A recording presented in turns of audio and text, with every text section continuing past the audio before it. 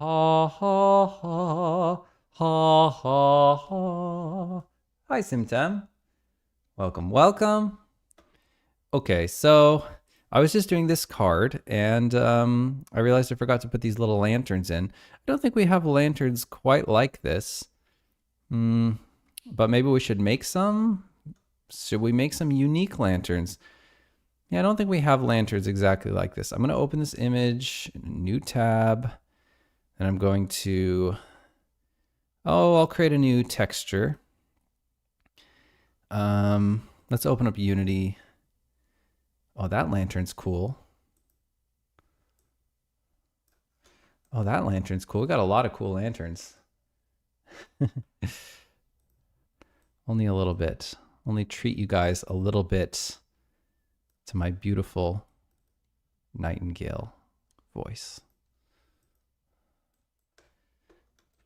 Okay, this one could work. Gosh, we have so many different kinds of lanterns. I didn't know we had so many lanterns. We have literally so many lanterns I've never seen before that I guess Jacqueline drew. Oh my God, no, come on. This is the coolest lantern ever. I love this lantern. Come on now. Why don't we have these around the world? Look at this thing. Okay, we gotta access the textures of these. Like, oh, good Lord. Are they all using this super subdivided plane? No, sir. Okay, so here's all the textures. So we could definitely dip into one of these. That lantern looks really cool. I love all these lanterns. Never seen them in my life. Each one is so cool and different. Dang. Jacqueline is a good artist. Creative. Good ideas, man. It's all about the ideas. Okay, this one looks kind of, oh, they're all Sprite. We should probably make them not be Sprite. They look like they have MIPS too. Yeah, snail lanterns. Those ones I have seen.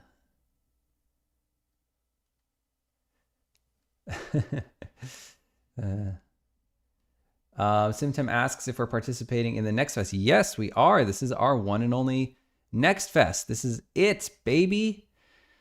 I'm thinking about doing we don't have much planned. I'm getting my wisdom teeth pulled out of my head on Thursday. So I'm going to miss some of it.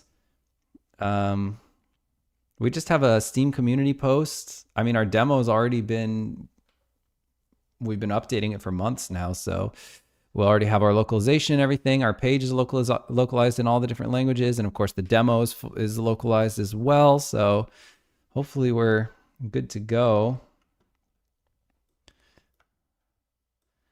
But we don't have a lot of other hoopla planned. Okay, so here's that lantern. I'm going to figure out what lantern we want to put on the ground here.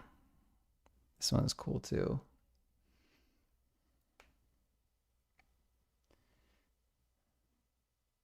You get to hear your teeth getting broken. Oh my God. No, I'm going to be put under. They're taking out all four. I'm pretty old for my wisdom teeth getting taken out. So we love to hear it, Simtem. Yeah, I mean, it would be pretty tragic if we weren't in the top. I don't know if we're going to be number one, but yeah, there might be someone else up there. We'll see. Yes, I will be taking the day off for sure. And I don't know what will happen to me the next day. Hopefully I'll get back on the horse quickly. Oh, cool. Mapolis, hello and welcome. Has a game in Next Fest called Liminal Shroud. I want to check out Liminal Shroud. Let's check it out. Cool. Horror. It looks like horror game. Psychological horror game. Very nice. Steam loves those. Watching the trailer. Very spooky. This looks great. Oh, wow. The up close on that fan was pretty good. The resolution really held up. Oh, cool. Oh, that's very creative looking.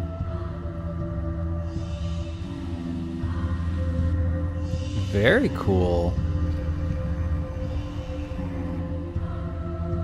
Ooh, I like that sand. That's good sand. There's some pretty cool environments here.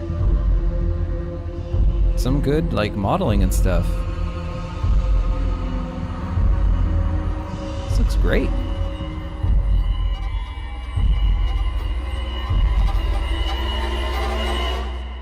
Wake up. Spooky.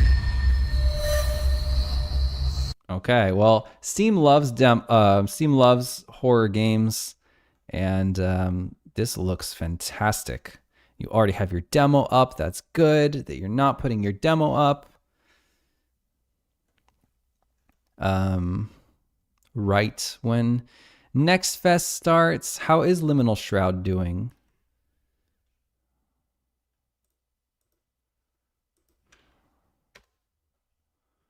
Very nice, very nice. Exciting stuff. Cool. Well, I'm excited for you, Mapolis.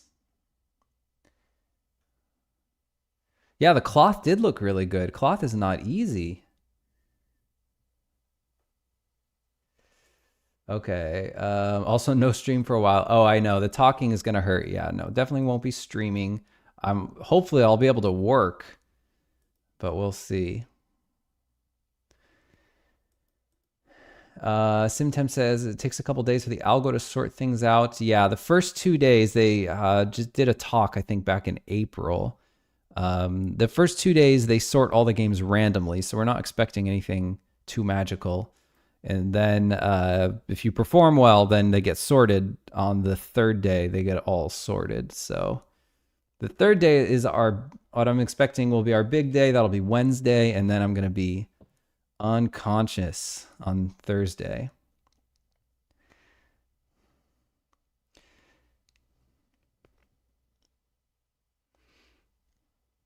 Cool. Environment artist for many years. Rock on. After my own heart. That's great. Yeah, that looks really good. Fantastic. How long has your demo been live, Mapolis?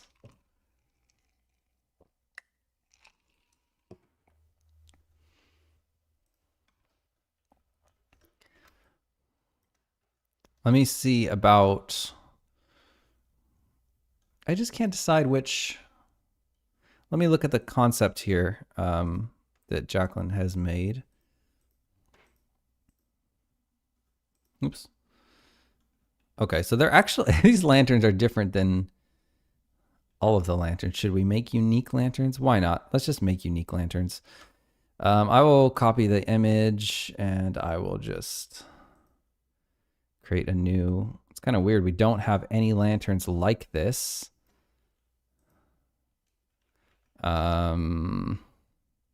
Let me see if I can just use the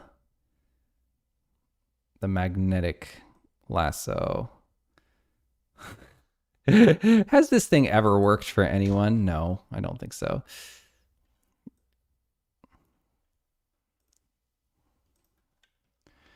Let me just grab this lantern out and we'll just make a little lantern out of it. Actually, making lanterns is pretty tedious. It's kind of annoying, like the glass. Oh, we do have actually one lantern by Marrowild that I believe is sitting on the ground. That might be the only lantern in the game that's sitting on the ground.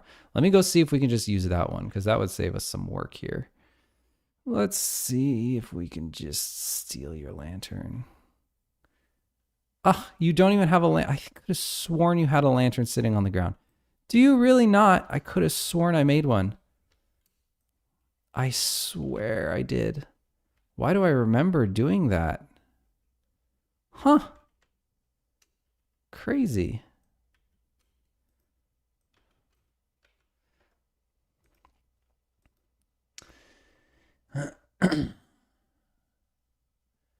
Liminal Shroud being developed in Unreal. Very cool. Launched the demo back in October. Okay, it's been around a long time. Recently refreshed it for Next Fest. I don't think it matters how long your demo has been around before Next Fest. It's actually good if you've been, getting feedback and stuff, and you've been working on the demo, then you've had a long time to polish it. I think for Next Fest, I really believe this. All that matters going into Next Fest is your Steam page is the most important thing, and then your game. I know it's kind of backwards. You would hope it was the game first, or rather, I should say not your game, your demo, your actual playable demo. I don't actually think is the most important thing for Steam Fest, as evidenced by the fact that most of the people who wishlist your game, as Chris Sikowski's data shows, most of the people who wishlist your game during Steam Fest are not actually even playing your demo. So the Steam page is the most important thing, as it always is on Steam. But that's great. Doesn't have the Unreal look. I don't even know what the Unreal look necessarily is. But yes, Mapolis's environment artist is showing some great modeling and stuff in there. Some really creative environments. I mean, that's what I liked the best about it, was the kind of variety and inventive weirdness. I like those weird twisty pillars and stuff. There's a lot of cool stuff in there I like. Sometimes wonder if admitting I use Unreal is good or bad, depends on the person. Well, let me tell you, the people on Steam don't give a shite. So only, I think, really game devs have an opinion. I mean, some random people on Steam might, but you're going to have all kinds of random weirdos anyway. Demo has been key to gaining wish lists before Next Fest because it gives YouTubers, streamers something to make videos of. Yeah, it can. That can help a lot. I can't play the 50 demos, but I will wishlist like crazy during Next Fest. Nice. Yeah, I usually just pick a couple and play them, but this time around, I'm probably not going to have time to play any. I just can't believe I didn't make a... Oh, look! Look, everyone, there is a lamp. I knew it. I knew I wasn't crazy. And it's hiding under the bush. Oh. Let's move it in front of the bush. There we go.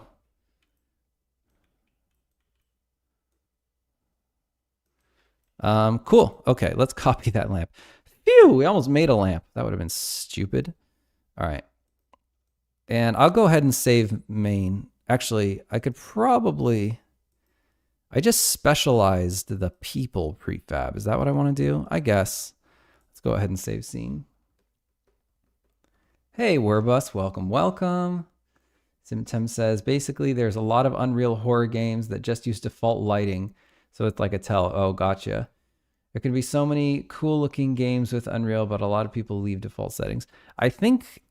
I guess Unreal has more of a default look than other engines because Unreal looks good by default, which you can't say the same for Unity. Unity looks like, well, it doesn't look bad. It doesn't have a lot of stuff on. It doesn't have a lot like of stuff by default. Whereas I haven't used Unreal for many years. The last time I used Unreal was actually pre-Unreal 4, but I did use it extensively. I made most of my portfolio in it. You guys want to see my portfolio? I was just looking at it the other day. This is funny.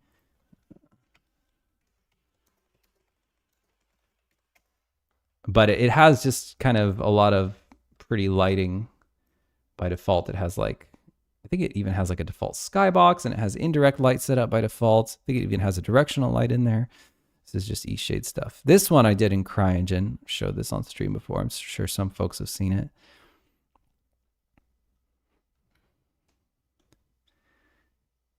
And this one I also did in CryEngine. This one is kind of, the concept is not very good. I mean, there's no concept. It's just, it was a tree. I'm literally showing off a tree. These ones I did for Guild Wars while I was working there. This one is software render, but this is in Unreal. UDK, it was called. Unreal Development Kit. I liked UDK. It was fun. But it looks okay now, but at the time, this was really, really, really, really, really good. Like, people would see this and it would like get me jobs. Like, people would be very, very impressed with this. 15 years ago. And I had some other stuff on there, but I took it off. Okay. Let's see. Werba says non-default settings are pretty hard. Hey, Zach, welcome, welcome. Oh, thank you. Thank you, Mapolis. Appreciate that. Oh, thanks for the compliments on the rain. Yeah, I was really, really proud of the rain shader. That is one of the crazier shaders I've ever made. This rain shader works on everything in the game, just like little rain splashes. It's one of the, I think it's probably the most insane shader I've ever made. Not in how complicated it is, because it's not that complicated, but the idea for it is nuts. I've never seen anybody do anything like it. I'll show you guys really, it's just one texture that is cray cray. It's this texture. This texture right here is a time texture. So it will basically take a band of values, and it does this per channel. So there's there's no G. I just didn't use the G. But there's red and blue. And it will take a slice of values. Like, let's say one frame, it'll take values 0 through 5. Next frame, it'll take values 5 through 10. Next frame, it'll take values 10 through 15. But it'll also fade them. So like, there'll be a little tiny mask between the values 0 and 5 that will like fade. So there is a little bit of softness to it. And then it just keeps on flicking through them every frame. So what this texture is actually drawing is ripples in time, which is just really wild. They have these really subtle gradients in them that are really hard to see, but the gradients are adjusted for like how quickly I wanted the rain to radiate everywhere.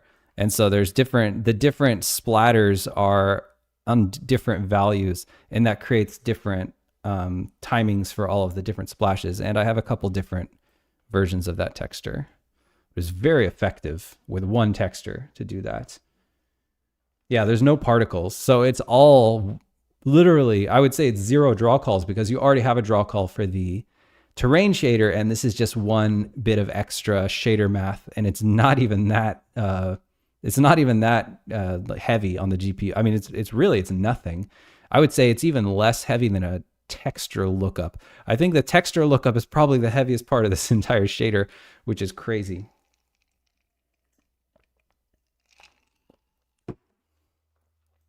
Yeah, the water on the umbrella is the exact same thing. It's just that same shader. And if you get really close, it's like, you know, it doesn't look great because it's just taking those few like value ranges. There's not a lot of fidelity there. But at the texture is designed, you know, for the big read, for the how you have it in the game. Let me go back to the dark forest. Come on.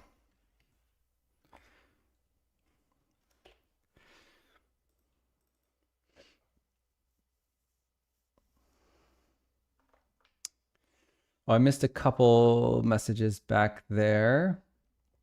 Back when Unreal cost 500,000. Yeah, that's, well, they were actually already had a 25% deal. So you could use Unreal for 25% of your 25% royalty on your game.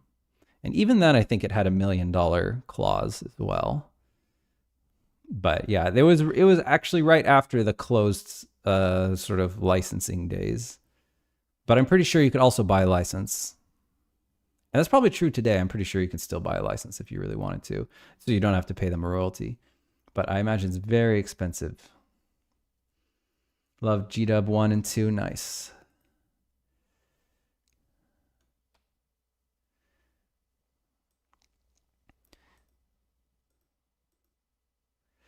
I was working at Cryptic Studios on Neverwinter while you were on Guild Wars. Wow, cool. Yeah, I think you might be before my time even because I never worked on Guild Wars 1. I joined the industry during Guild Wars 2. So, and Neverwinter was already out by the time I joined the industry. So, you've been at this longer than me.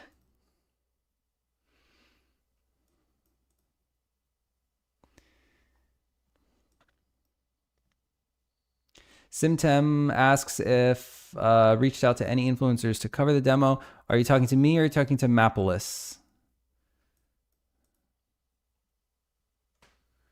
Okay, and then the other ones I got two already.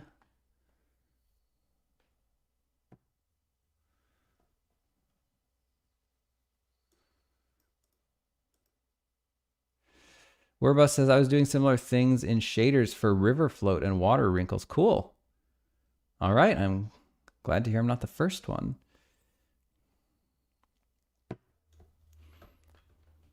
Okay. So, let's paste our lamp.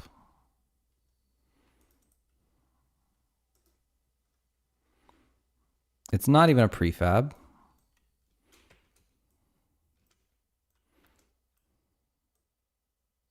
Oh my gosh, that's what I did. I literally just stuck it in the ground. What a cheater. Okay, but it works. It's fine.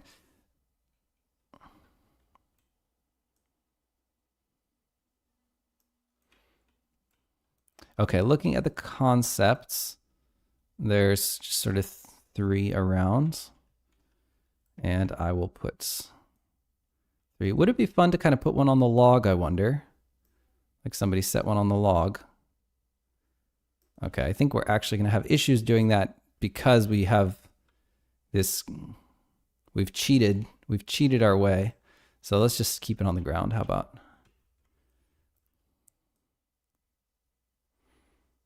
If we put it here, it's very dark.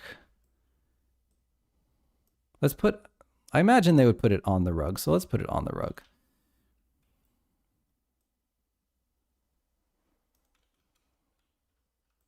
Let's put this one on the rug too.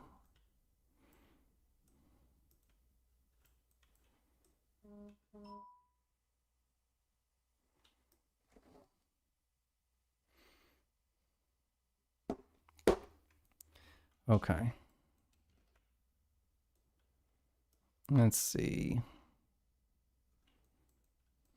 And then we have one more on this side. I think it might look better. I mean, surely they would put, well, there's going to be some kind of illusion magic. So let's just put the other lantern kind of over here. Okay. So there's the 3 lanterns, and it's really hard to tell exactly how it looks. So I'm going to go ahead and save this, and then we're going to have to go into the dark forest.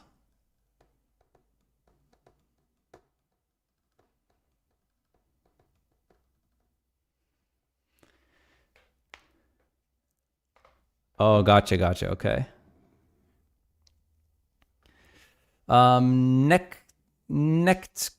Zrios, hello and welcome. Nice to meet you. Do you have any tips on how you stay organized on such long-term projects? Like how you choose what tasks to work on and such? I don't know if I have any tips for that. It's always been a little bit intuitive for us. Maybe if I really thought about it. I find that when you play through it, depending on what kind of game you have, when you just play through your game, I find the prioritization emerges naturally after you play your game. And we play our game not that often. I mean, probably like once every 6 months we play the game. And it seems to be right after we play the game, we're very inspired and we feel like we know exactly what to do. But one thing I have told people, if you're really stuck and you don't know what to do for your game, is just play your game from the beginning, and once you hit the first thing that is unacceptable, or the first broken thing, I should say, the first thing that doesn't work, the first thing the players can't pass, or the players wouldn't have enough information to pass, or the first like missing piece of content or whatever, then just work on that. I think that's sometimes a good thing to work on. But yeah, for us, I mean, our main organization tool is a Trello board. This is it. And it's really not that big. We have these lists are for members of the team. This one's for Jacqueline. This one's for Jenny. This one's for me. And we have some cards that like we haven't fully sorted what we're going to do. This list is basically dead. We almost never use it. This one was from a playtest we did a long time ago. And so these lists just kind of move around. But mostly these are the important lists, our immediate tasks. And then whenever we're finished the cards, we dump them in here. And I don't know, the lists stay full and we just keep working. We seem to keep moving toward the end.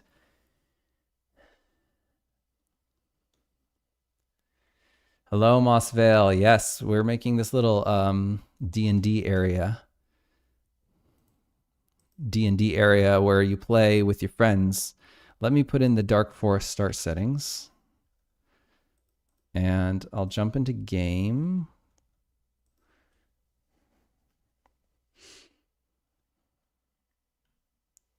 Corator says, if you get too excited, you'll start like 3 big changes and lose your focus. Yeah,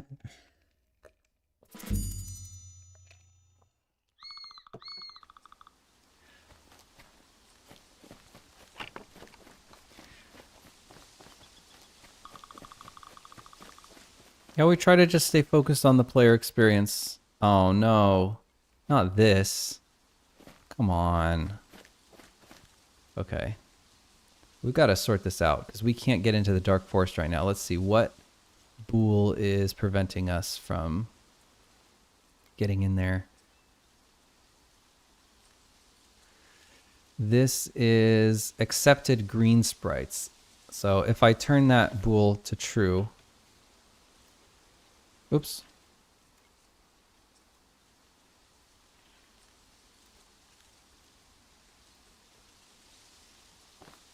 Then I can go in. Very good. Okay. So I just realized there is a spore right on, oops, didn't mean to do that. There's a spore right on top of where we should be playing. So I'm gonna have to move that spore somewhere, like over to the right or something. Gosh, it's like, it's almost, maybe we should put it a little deeper in because it's not spooky at all to play right here. I mean, you literally don't even have to move.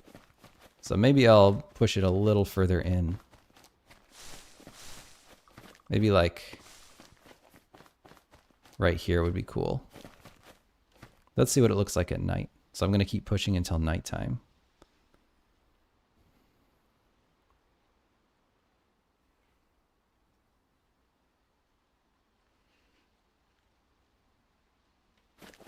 It's very dark. Can't really see much around. Yeah. Okay, yes. I think it'll be a lot more ominous if we move it just a little further in the Dark Forest. So let's do that.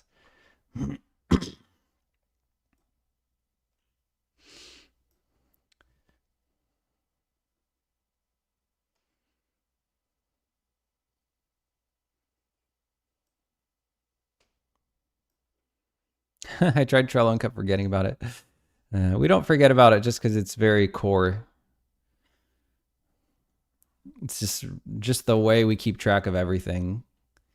So it's just impossible to forget about. I always have it open at all times. Thanks, Mossvale. Thank you guys. Hey, thanks for dropping by, SimTem. Have a good one. Thank you. Appreciate you. Warbus asks, how did you do the bush shaking when hit by the player? It just has a collider. Every shrub has a collider on it. And in the material, there's a jostle factor. And then when you touch the bush, there's a component that just puts a little sine wave that diminishes over like a couple seconds. And each bush has, you can kind of set the settings for that component for how you want it to jostle. But it happens in the shader. It doesn't happen, there's no like animation or anything. And then actually, one of more important things is that every single vegetation in the game has a vertex color. The blue channel, it has pure blue at the top and black at the bottom. So there's that little fade, and it only offsets the blue. So that's how all the bushes know where the ground is. So it's basically just a sine wave jostle on the multiplied against the blue channel of the vertices. Koikupa says, will your next project be 3D and in Unity again, or try another engine? Our next project will be 3D, and we're going to try Godot. I don't know if we're going to use Godot, but we're going to try it. We're going to give it a serious go. It looks fun. It seems fun to have an open source engine. On paper, it has everything we need, but I don't know if in practice it will be performant enough is my only worry. We don't need a ton of stuff though. We just need the basic stuff done right. I'm going to try putting the whole D&D setup just a little bit further in the Dark Forest. Thinking like maybe right here could be cool. Oh, but now we got some stuff growing around it. How about that? That seems like a good spot. Let's see how that feels.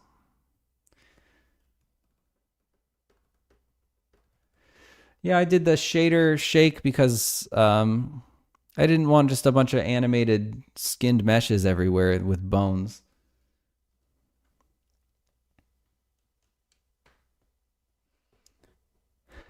Mossville says, I think you think that sounded simple when it wasn't. It's just, it's really just vertex offset in the shader. And that is very simple to someone who knows a little bit about making shaders. It's just vertex offset, and it just uses the vertex color as a sort of mask for how offset it's going to be. It's the oldest trick in the book. And the actual sine wave, the jostle happens in C# land. So it literally is just, I need to adjust this start setting before I forget again.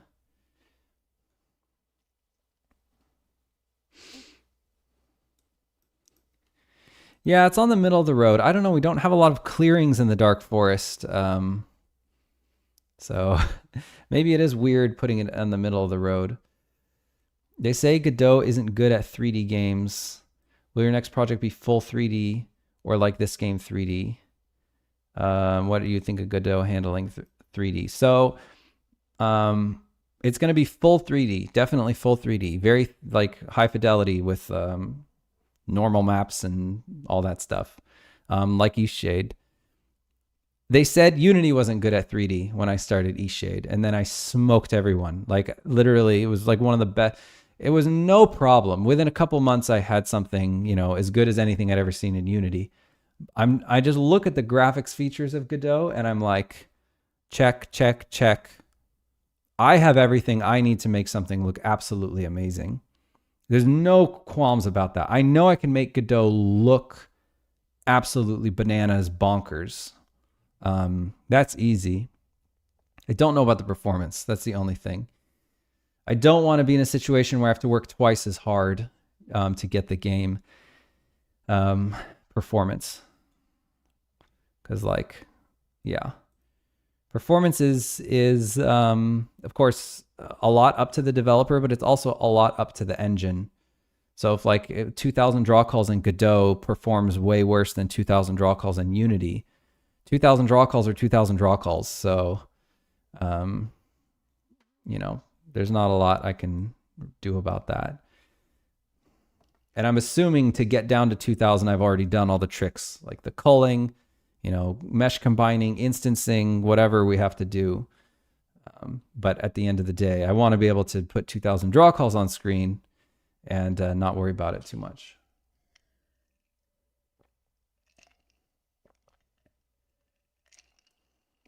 Nice, Warbus. Mapolis says, I really like blueprints in Unreal Engine. Most people go for the rendering tech, Lumen and Nanite, but honestly, I think Unreal's 2 strength is blueprints. It's by far the best visual scripting. I don't doubt that. Yeah, they put a lot of money in it. I cannot do visual scripting. I just can't. Code is too good. I just like coding. I just think it's better. It's easier. Let's see. Mossville says, you mentioned once you wrote a shader for Eastshade you reused for mountains, etc. Was that complicated to make? I wrote all the shaders in Eastshade. They're all surface shaders, so I didn't write the lighting model in Eastshade, but I wrote every single shader in Eastshade, and I wrote every single shader in Glimmerwick too. The terrain shader, I reused the splat function. So the way that the importance map, or the height map as some people call it, mixes between different things, I pulled that from Eastshade, which is, I mean, makes sense because it's a height splatting function. It doesn't necessarily, you know, there's not really anything high fidelity about it. I mean, it is high fidelity. That's not what I mean to say. There's nothing about it that needs to be in a 3D world. So the way that all of these ground textures mix, like in terms of the cobblestone and the grass and the dirt and everything, I'm using that splat function from Eastshade, because Unity doesn't have anything like that by default. I need to go to the dark forest, start settings. Gosh, there's a lot of dark forest stuff. Game. Oh man.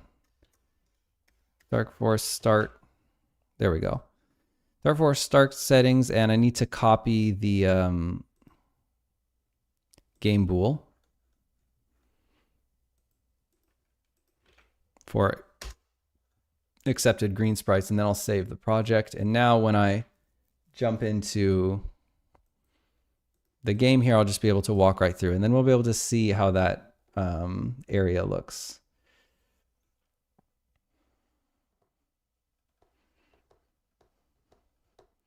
Mapolis says, you can make Unity look amazing. There's just a bit more learning curve. Yeah. Well, you just have to do, more things yourself, I think. And it looks like that's the case for Godot. I mean, I haven't seen anybody really make anything completely bananas looking in Godot yet, but it should be able to. I don't see anything stopping. I don't see anything that would stop. It's not lacking any features for making something look absolutely amazing. This looks really nice. So I'm happy with that. I'm seeing, unfortunately, this tree is culling. And I don't really know what to do about that. We have to move it into another. Yeah, I don't know what we're going to do about that. I guess I'm just going to need to put like a no cull on that tree specifically, because I haven't seen any other problem. But this looks beautiful to me. Okay, let's go to nighttime. Didn't take so darn long to get to nighttime. I think Unity has a great roadmap over the next several years, including move to core CLR as well as all the platforms supported. I don't even know what core CLR is. I've not been paying attention.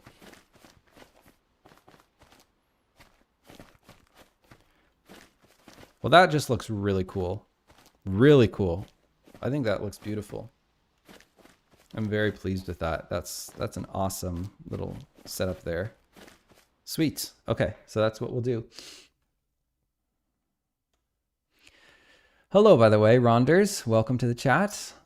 Mossfell says, visual scripting is amazing for visual learners like me. I mean, lots of people have made games with it, so it's clearly possible. But it just seems harder. Just seems crazier to look at that giant spaghetti mess. And when it gets, you know, as the game gets more and more complicated, I just feel like you're just making more and more spaghetti. Okay, so we've got the lanterns, and they already look dope, and I'm really pleased with them. So I think all we need to do is just check that in. Let me make sure that I actually made that change take.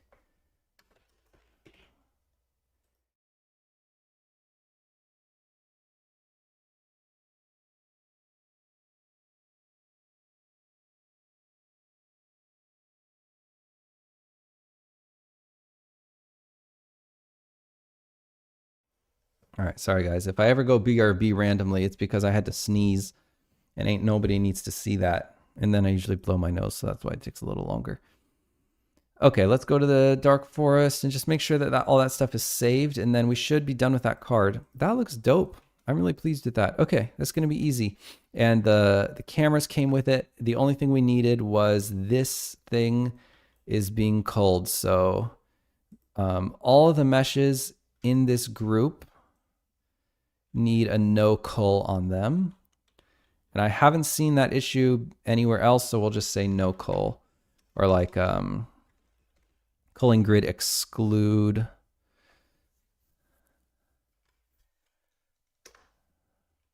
I'm pretty sure that will cause it to never cull.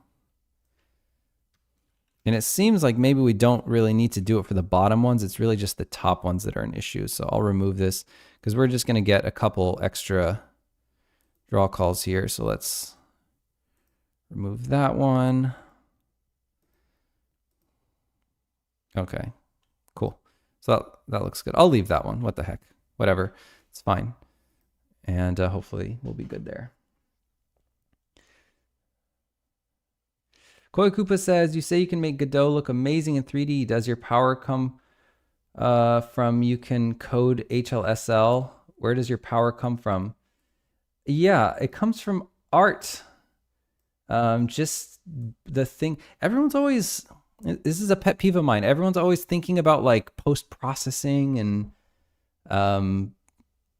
I hear this thing people say all the time. It's like, oh, it's all about lighting and post-processing. It's like, yes, if you want to make a very low fidelity, sort of ugly, low art powered game, kind of like look like a more fancy graphical game, then it's all about lighting and post-processing.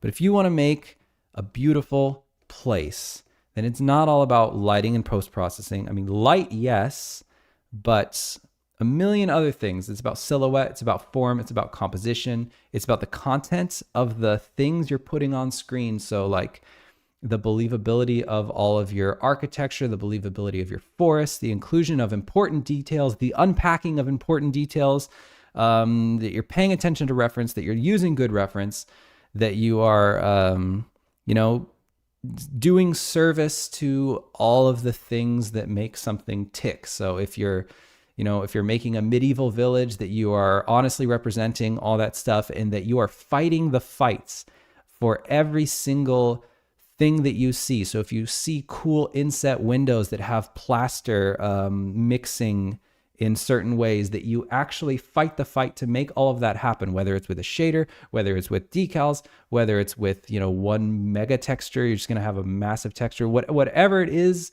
that you're going to do. That's all technical stuff, and those are technical skills, but the important skill is the art skill, and it's the skill that very few people respect, and it's the skill that very few people know how to do, at least like in the hobbyist world and on the internet. In AAA, it's all about that. Like it's not like a magic. To make a game that looks amazing, a AAA game that looks amazing is made by a bunch of artists who care about art and who use reference and are just fighting the fights and making every single part look good. And that's where the power comes from. Just the stuff you put on screen, making that look good. Warba says, research games done in Godot and check how they 3D graphic handle. No, I wouldn't even need, I don't think I would need to research anything. Warba says, technically you do not need to makes too much to make something good and interesting. Yeah, for me, all I need to make something look bananas is I feel like all I need is diffuse. And if you don't have any fancy lighting stuff, I mean, I would like some kind of PBR. That would be nice, but I don't think I need it. But Godot does have PBR. And if it doesn't have light baking, then I just need a second UV channel. If you let me have a second UV channel, I can do the light baking in my own 3D program, or I can probably write a light baker or something like that. But Godot has as a serviceable light baker. I need some kind of, in terms of post-processing effects, I don't really need much. I probably need some kind of tone mapper, or some basic color grading functions just to like control contrast and stuff. I don't like to do a lot in color grading. And I need some kind of bloom. It doesn't have to be fancy. Arguably, I don't even necessarily need SSAO if I have a good light baker, but I probably would like it just because it puts too much. You just have to have 2 high resolution light bakes. Without SSAO, it handles all the sort of micro details, or SSBO or SSBA or any of all the different algorithms for that. Just ambient occlusion. What else do I need? I think that's it. That's all I need. Then I'm off to the races.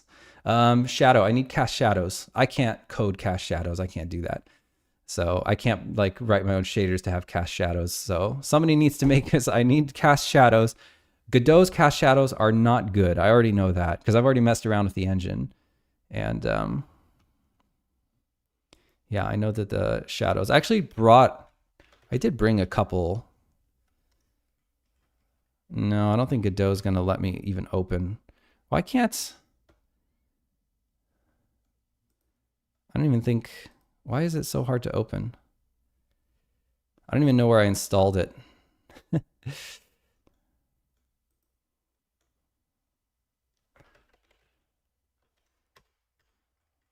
Is this? No, that's the zip. Okay, well, I can't show it to you guys. I brought a couple of eShade assets into Godot. It already seemed like it was going to look great. Okay. I'm way behind on chat. Sorry, guys. Mapula says, when it comes down to it, art direction, which engine you use in terms of how good your game. Yeah, art direction is always going to win. Spoken like an environment artist. Art direction is the straw that stirs the drink. Art direction and art skills, art muscle, whatever you want to call it. Art. Mossfell says, did it take you a while to get the voice actor for the dragon? I was really impressed by him. And did you reuse voice actors a lot across the game? Nothing specific about the dragon. I do really love, I think it was Peter Wick, if I'm not mistaken. Yeah, he's fantastic. There's a lot of really good voice actors in the game. We just put out the casting call and we got thousands of auditions, and we just listened through them and had a couple rounds and picked the best auditions that we could find. And yeah, we did reuse a lot of voices. We tried to give people a few roles. We didn't want, we've got 200 characters in the game. We didn't want 200 voice actors. So we have 50 voice actors in the game. So some people voice like 6 characters and some people voice as low as 1 character. But yeah, he's fantastic.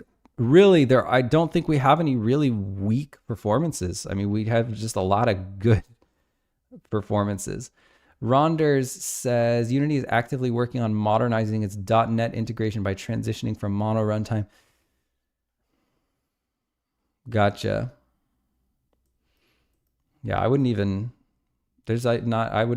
necessarily know what I would even need from Unity. I mean, Unity's like done to me. I don't even want anything more from Unity. All I want is for it to be cheaper, and that's obviously never going to happen. They're looking for ways to make it more expensive, so that's why I would leave Unity. Thank you, Ronders. Appreciate that. Werba says, I find the good asset for Unity what visual scripting looks like. Simple to-do list. All right, that's great. Stray takes 700 megs of video RAM on max settings at 1440p, and the opening tutorial is stunning. Yeah, Stray looks great. Hey, Kate, how's it going?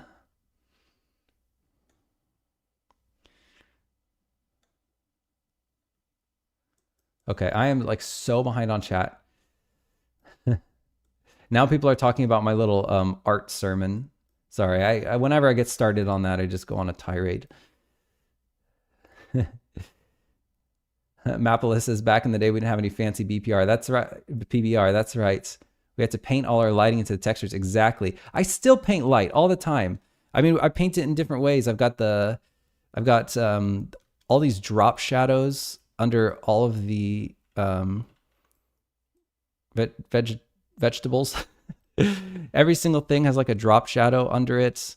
I still bake light into the verts sometimes. Like this has baked lighting into the verts. And then I've got all these floating cards, like all these floating volumetric light. The kids these days think you need like some kind of volumetric light ray marcher garbage that like does a bunch of voxels and stuff. You could just do an additive shader and float these cards. You can do in a 3D game, you could do like God rays. They're the best God rays you'll ever see. They're better than anything, and they cost 1/1 trillionth of the GPU time. And yeah, dude, the old tricks still work, man. They still work. They look great still. Orba says, I use Unity because it has a lot of functions that are useful for the research of the style and methods. Yeah, for sure. Oh man, switching engines sounds hard to me. I wouldn't want to do that. Mossvale says, their favorite character is Grumpy Bush Lady. I love Martha so much with all my heart. Okay. So I just need to check if that, now that I've been gabbing, just shut up, dude. Shut up. Nobody wants to hear you talk. They want to hear you work.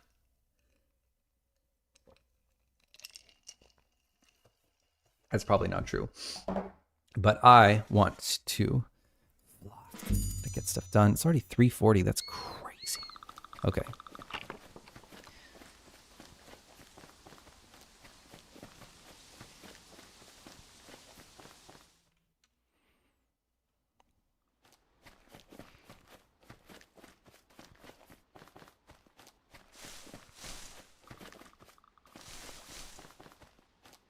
Okay. So now that in the foreground, this is never going away. And it looks great. That parallax just looks really good. It's awesome. I love it. The vibes are impeccable. It's a great little area for some forests and fairies, as we call it.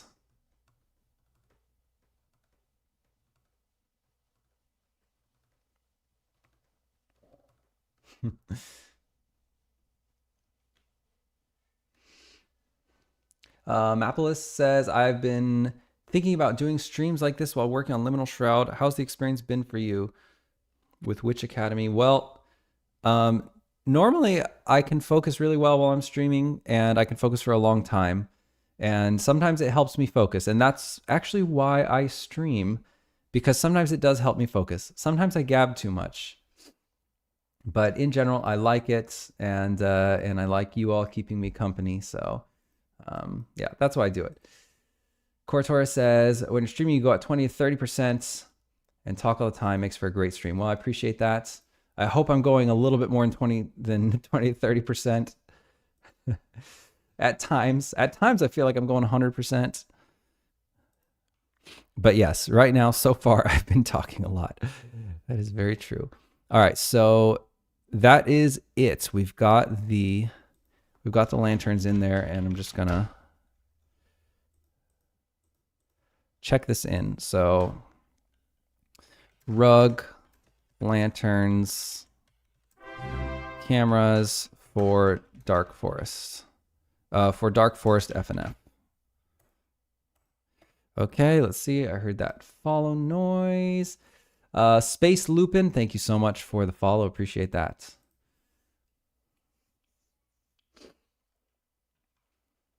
Mapolis, if you're thinking about doing streams to as a sort of like publicity thing, like to get more interest in your game, I don't think it's very effective for that.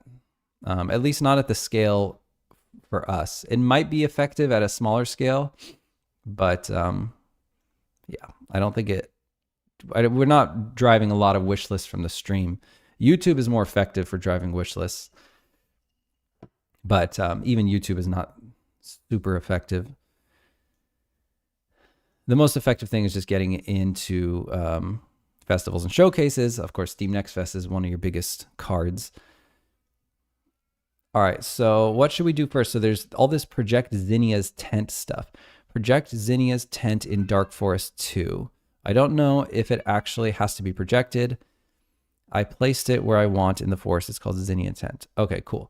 So here is another card. I added a camp area for Zinnia in Dark Forest 2. Add Zinnia there as well. She can use her sitting automaton that we used outside the tea house. I don't actually know where Zinnia goes. Where is Zinnia?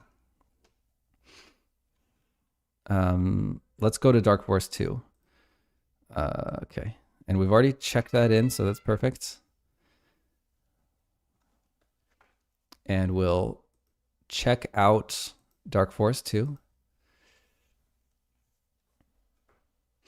Kate says, are you updating the demo for the next fest to show more locations, dialogue, mechanics, or going with the same one and focus to get more wish lists? No, I haven't talked about that. No, we keep the same demo. We don't want to add more content to the demo's already really big. It serves its purpose. People know if they want the game or not.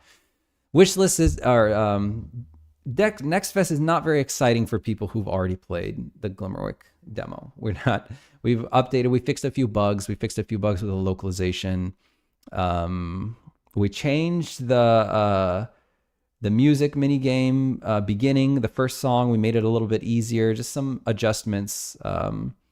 But no, we're not adding anything. It's not that kind of situation. The whole reason why we released our demo long before, we released it back in April, was specifically so that we could improve the demo, get some feedback. We've gotten a lot of feedback. We've made a lot of small quality of life improvements, things like input, little things like people wanting to open the map with the M key, and that escape should exit out of certain menus and stuff like that.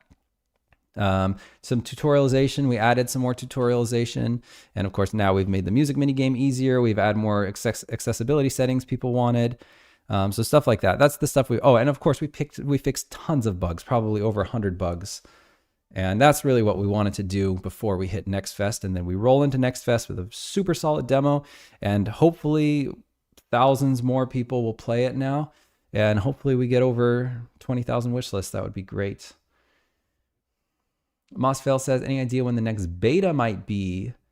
Oh, it's very soon, Mossvale. Very soon. Mapolis says, makes sense. I think I was looking at it as a way for me to talk about game dev with someone. My wife is getting sick of hearing it from me. That's understandable. Yeah, I'm in a rare situation of having a game dev wife. So her tolerance is slightly higher. But I just do talk too much in general. So, but yes, streaming is great for that. I mean, if you like to talk, that's what everyone's here for.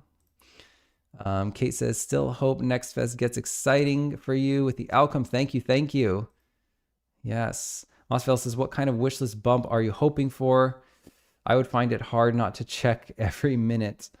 Well, during Next Fest, I probably will be checking every minute. But yeah, I think if we get less than 10,000 wish lists during Next Fest, I think it will be considered a bomb, like we bombed.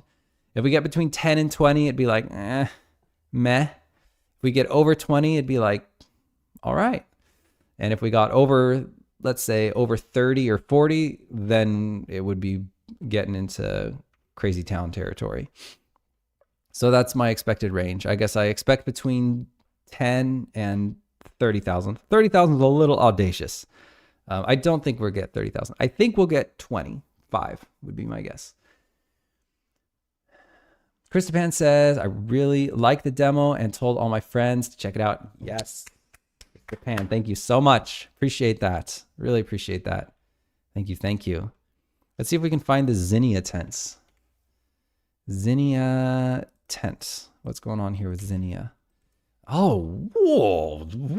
Come on. This tent looks great. I wonder if players are going to want to run into the tent a little bit. I think that they will. I need to go ask Jacqueline where Zinnia is normally. One moment.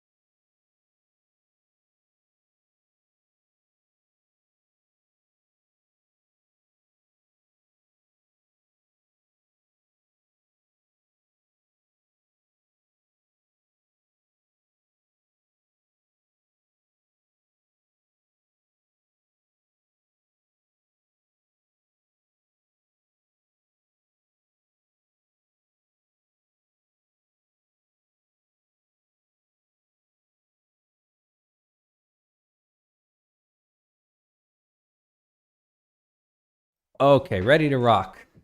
Okay, so we'll chat real quick. Mapala says, I think the typical expectations is that NextFest doubles your current wishlist count. Are you doing anything additional to make your game stand out during the event? Well, I think it's impossible for it to double our count because we're at 150,000. I don't think anyone has ever gotten that many wish lists from NextFest. So I think we're already kind of at a scale that I don't know if NextFest is going to be our biggest thing. We did a massive demo announcement. We got IGN front page. We had a huge preview cycle. We sent out the game to tons of streamers and YouTubers, and we got lots of coverage. We got Game Rant had some great coverage of us, and a couple other big sites. I'm pretty sure PC Gamer did a thing on us. I can't even remember all the sites who covered us. So it was really a big announcement for the demo. Just the announcement beat for the demo's coming. You're going to be able to play it in like 2 weeks. And we did the preview thing, and we got, since April, we've got 30,000 wish lists from that, which is a lot. We got 25,000 wish lists in a few weeks immediately after our demo announcement and demo drop. And so that was kind of our big hoopla. So we didn't really, then we're going to let NextFest do its own thing now. So NextFest is going to bring its own audience. We're not really looking to elevate the game. We're not really looking to drive a bunch of external traffic during NextFest, because NextFest doesn't really give a shit about external traffic. NextFest cares about internal traffic, and it cares about how well it's doing on its own impressions and stuff. I'm pretty sure anyway, that's how it works. So hopefully NextFest will just have enough wind in its own sails to do its own thing. The thing that we've done for NextFest that has been years in the planning is make a freaking bomb diggity ding dong demo. And that was our big plan. We're going to make the most of our demo drop, make our own hoopla. We also had a brand new trailer and a YouTube video that I did. It did okay. It got like 35,000 views since then, and it drove some wish lists, probably 1,000 wish lists or something like that, which is okay. Yeah, it was kind of like a follow-up to our Eastshade postmortem video. But that was a lot. And for Next Fest, nothing. I mean, the demo's kind of a little bit old news at this point, so now we're just going to let Next Fest do its thing, and hopefully this demo will be shown to a whole new audience of people. I was thinking about doing a Q&A session, a streaming one, and then posting the announcement in the Steam, onto our Steam page for Glimmerwick. I don't really know if that will do anything. It might just be a fun thing for me to do. I don't know if that's going to really be a lot of hoopla necessarily. Maybe I'll try it though. I don't know how many devs are doing that, but I don't mind a bunch of players coming and asking questions. They're probably just all going to ask, when is it coming out? Which, of course, we don't have a date, so... But that's okay. I can deal with them. I can tell them why we don't have a date, and hopefully they'll be happy with that. Sparkowitz, starting playthrough of Eastshade. All right, amazing. First time then?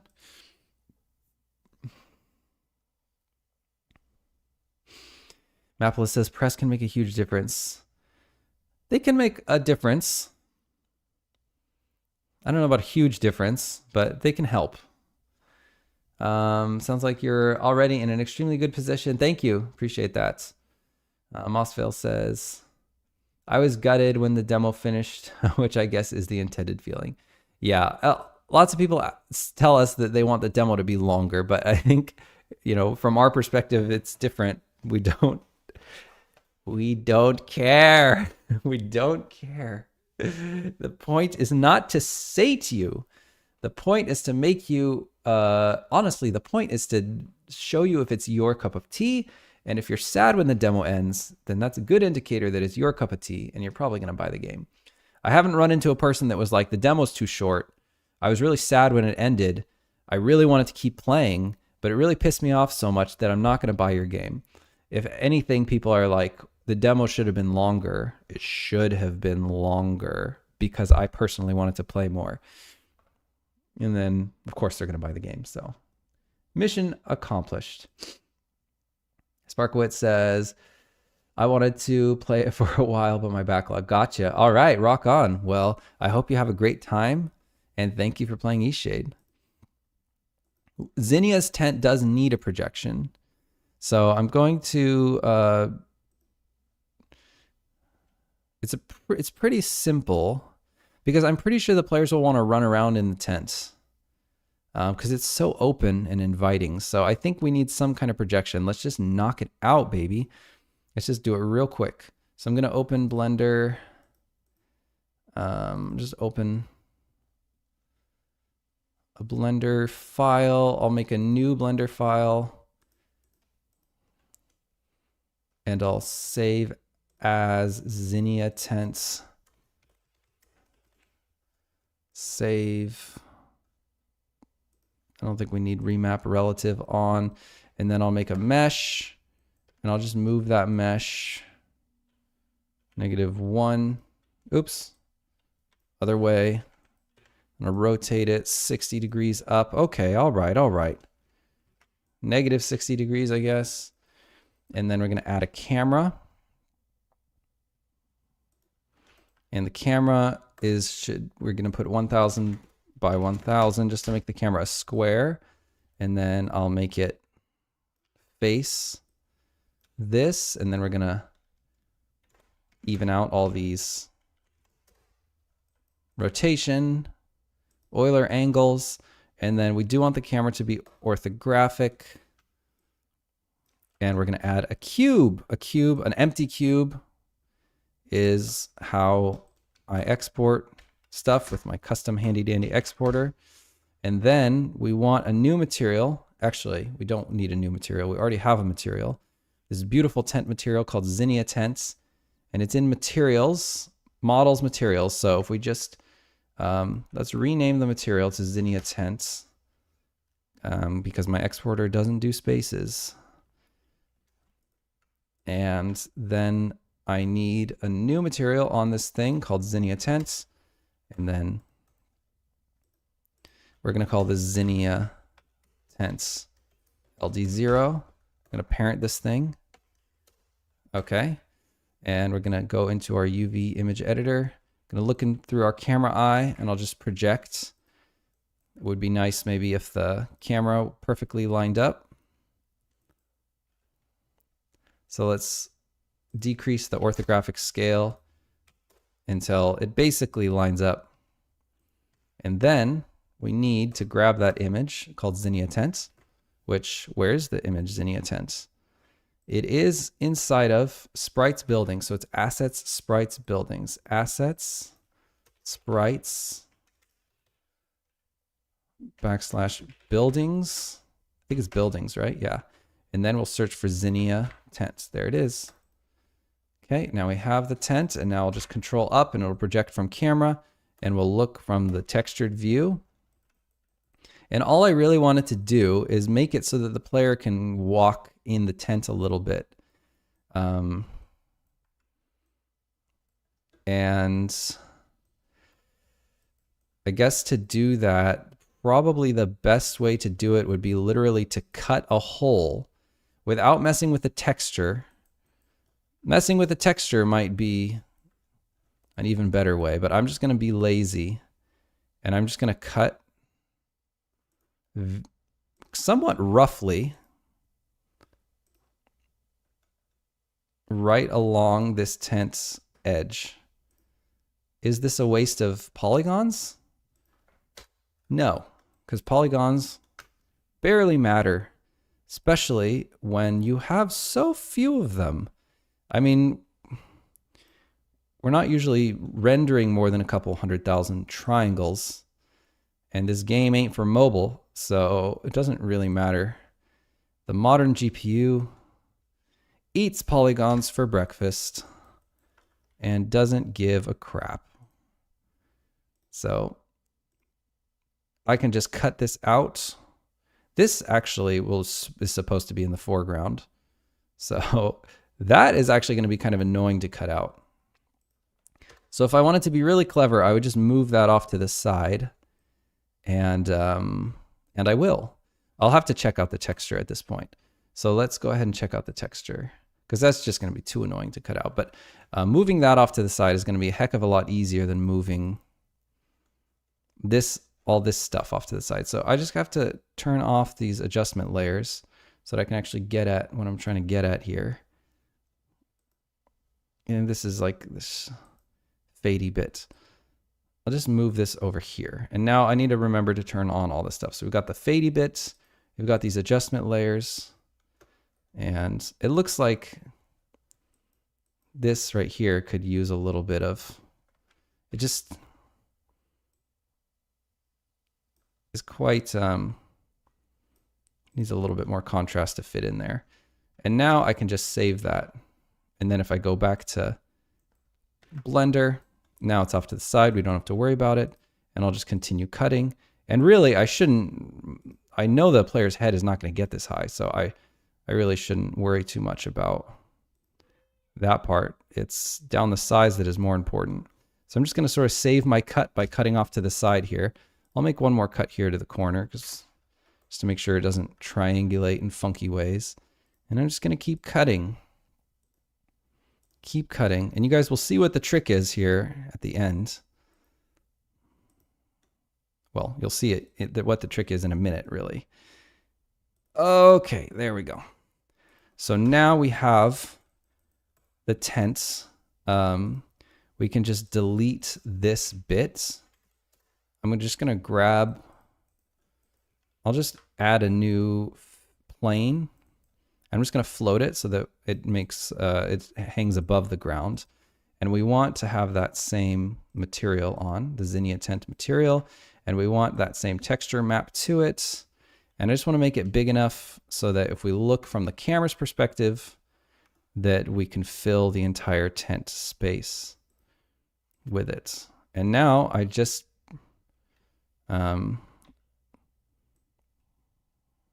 I just want to project, control up. And look at that. You really can't tell that,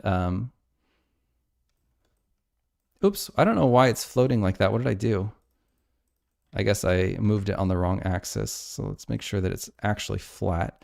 And somehow our stupid thing is below the ground again. So that's not what we want. And now that we moved it, we need to reproject it. So it looks like, you know, why not? It's going to be a little bit easier if I just make a cut right here, and then I'll make sure to turn on the correct UVs. I'll turn off the snapping, and I'll just delete these verts, and then I'll just extrude this up, and then we'll project again. There we go. And now you see the inside of the tent, and you know, it looks ridiculous from the side, but the player's going to be able to walk in here, and it's going to feel like a full 3D object.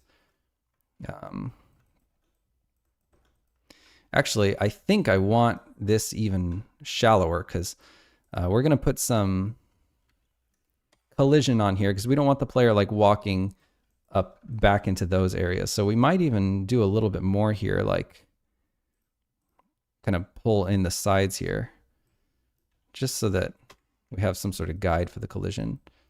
Perfect. Okay. Catch up with chat. Okay. Is there too much chat for me to catch up with? No, I think I could do it. Mossvale says, that's an interesting topic for me. How long a demo should be, and do you show the start? I know, it's hard. We just did the start of our game not because we thought it was good or anything. We legitimately think that the game is way better like 6 hours in. But with an RPG, I personally hate jumping in the middle of an RPG. I remember back when we were testing Guild Wars 2, I felt nothing when I played that game. Like all of our studio play tests, which we did every now and again, I think it was like every couple months or something. I just remember being so bored. I remember being like, this is horrible. I don't give a crap, because they always had us jumping in at random parts of the game. And I didn't care about my character. I didn't know any of the moves that I was using. It was like I jumped in at level 30 and it's just like, it's horrible. And basically that's what I felt like it was going to be if we just jump people in the middle of an adventure game RPG. It would be much better to just start it from the beginning and just make the best beginning we can. And that's what we did. And I think that worked out really well because people feel like they're starting an adventure when they jump into the Glimmerwick demo, and they are, because their save continues in the full game. They're literally just starting the game, and we just made it long because we just thought the game was good enough to where nobody's getting bored at 2 hours. People are just getting into it at 2 hours. And for a big old honking RPG like ours, I think it worked really well. Earning wishlist has been a lot of throwing things at the wall and seeing what sticks. So far, nothing has magically worked for Liminal Shroud. Gotcha. Streamers and IGN posting my trailer are the biggest bumps. Nice. That's great. Okay, so you got your trailer posted on the IGN channel. That's fantastic. That's very good. I mean, those are great. Those are good things. Yeah, it's really just the game is the most important thing. The store page is sort of the straw that stirs the drink on everything.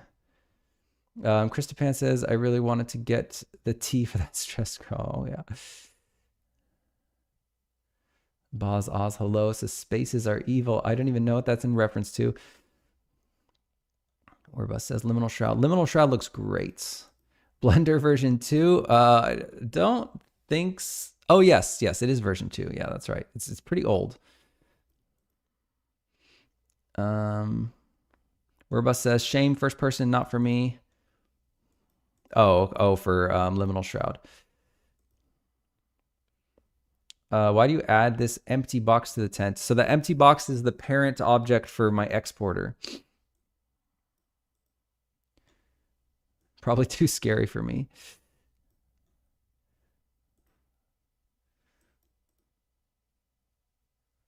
First person makes people motion sick. Yeah, we ran into that a lot on Eastshade.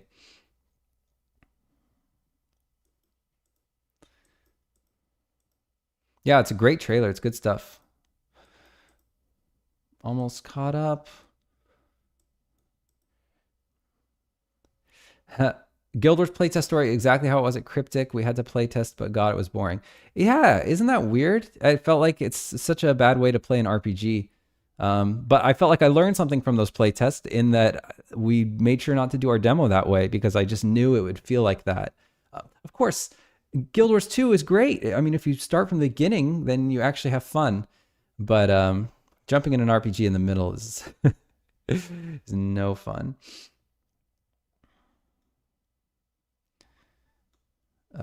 Wait, let's see. Space it.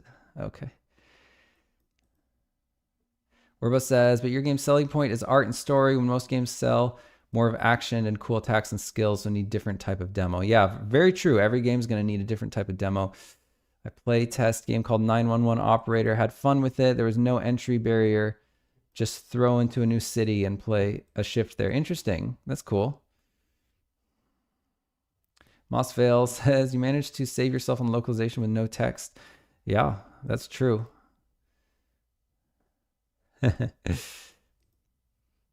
Mapolis says you have to be invested in your character in an RPG. Yeah, I totally agree. Jumping in and play testing with a throwaway character changes how the game feels. Totally. Yeah, it really does. And you also, like, even without the character, like, you don't have any of the threads of a norm. Like, RPGs are chains of quests, and all those quest chains are the threads of they're the sort of breadcrumbs for what you're going to do next, and the goal that you make for yourself is based on those quest chains.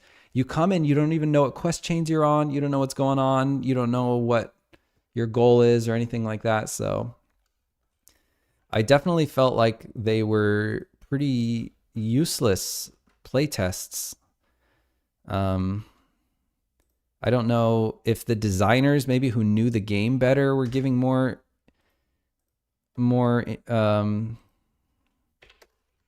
sort of important feedback. I didn't feel like there was anything that I could offer from that. We always play Glimmerwick from the top every single time, which is extremely costly because it takes a long time to play Glimmerwick because it is a big game. I'm just going to delete all these faces that we don't need around here. So we have a little bit of excess back there that I can just sort of drag in here. And then I probably don't need to cut all this off, but if I ever put something on that texture, then we're just gonna have a bunch of floating crap we're gonna be sampling from it. So I just want some kind of removing of this excess here. And then I think we're good to go. I don't think I need to do anything more than that. This one we also want to bring in, just like the other side. Project. Okay, now we're going to put in these herbs right here. Set origin. Oops. Set origin to geometry. And then we'll just move them in. And I'll just push them a little bit behind. There we go. Perfect. Now there's just some hanging herbs there. It almost looks like they're not straight down, so I'll just sort of hang them straight down. And there we go. Now I'm just going to parent everything to our cube and make sure to go to the Unity tools. And I just need to set a path for where we want this thing to export. Accept. I'm going to export that. And let's see if that worked. Mossfell says, I like the Glimmerwick lets you continue with your character in the full game. It's not as common as it should be. Yeah, I figure, 2 hours is a lot. So I also thought if we told people that you're going to be able to continue with your character, that it would actually make them more invested when they start the game, because they really feel like they're starting an RPG and they're really choosing their character. And I just feel like it's more fun to play an RPG that way rather than just a throwaway character. You're not as invested. You feel like, oh, this is just a demo throwaway character. And I actually feel like the game is less fun. So if you're just telling people this is just the beginning of the full game and you're going to be able to continue your save, then I think it makes the game more fun. At least our kind of game. Okay, so I'm going to bring in that Zinnia tent.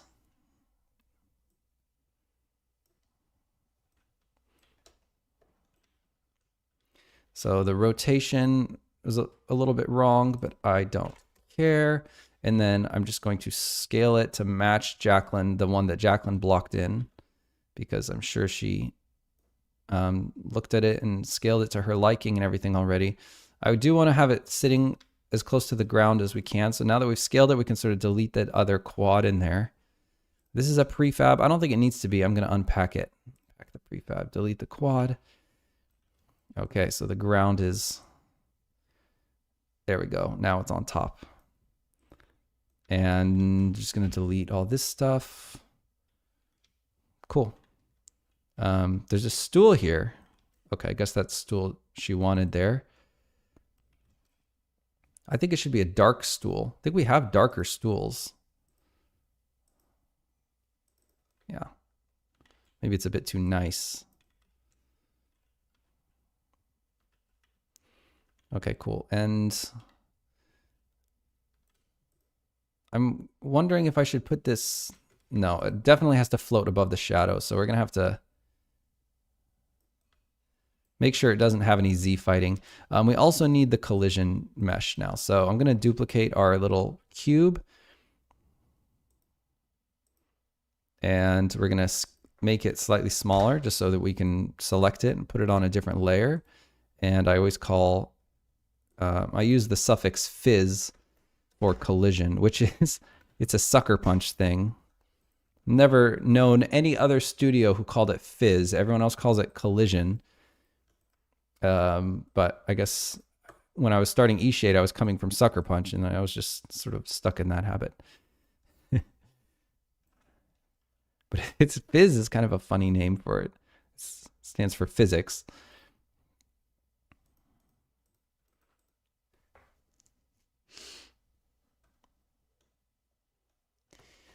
Let's see.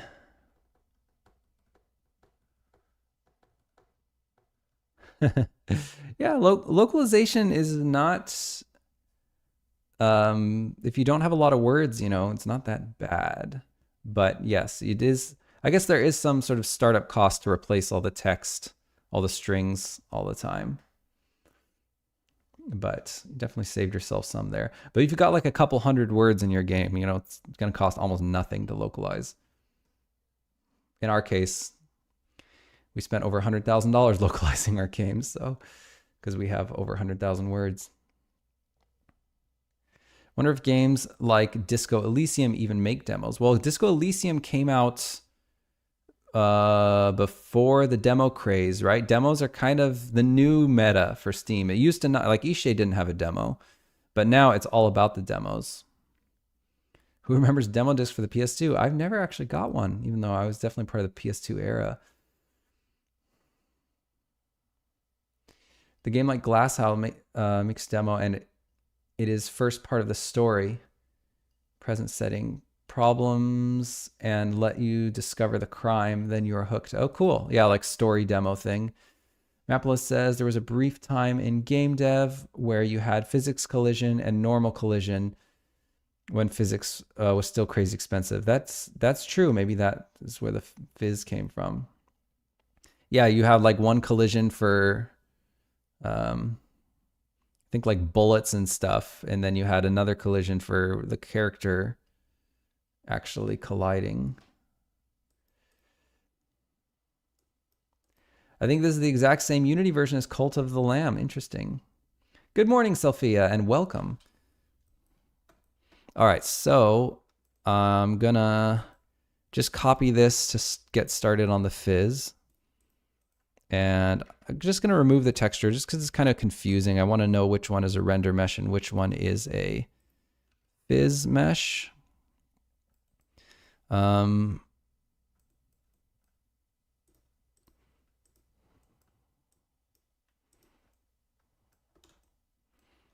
think, just trying to think of if I want... Yeah, I think what I'm going to do is just make a cut like this, and then I will grab these faces and then just extrude them like that. And I'll just delete all these other faces on the outside and stuff. Oops. Well, yeah, that's what I want. And I'll delete these two. Yeah, that's what I want.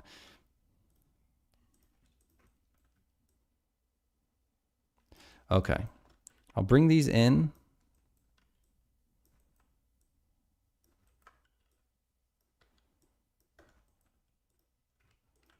Bring these ones in.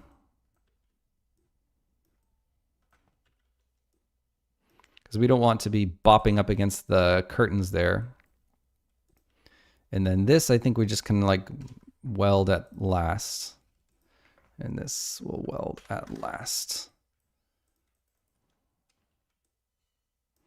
Something like that. I think that should be good. I'll make sure you can't clip through the side there. Okay, now I just want to add a solidify modifier on it. And we're just going to thicken it up. And we'll check the even thickness. There we go. Just thicken it up until we have the sort of sides. And then I just want to take the bottom. Really, I just want to flatten the bottom. And I don't care if it's going through the ground there. But I'll flatten out the bottom. And I do want a little bit of a ramp because I want to make sure that players can, well, I guess the step offset should be more than enough. So maybe I don't need to worry about it. Okay, it's kind of a funny looking fizz, but it will do the trick. And now I just need to make sure to parent it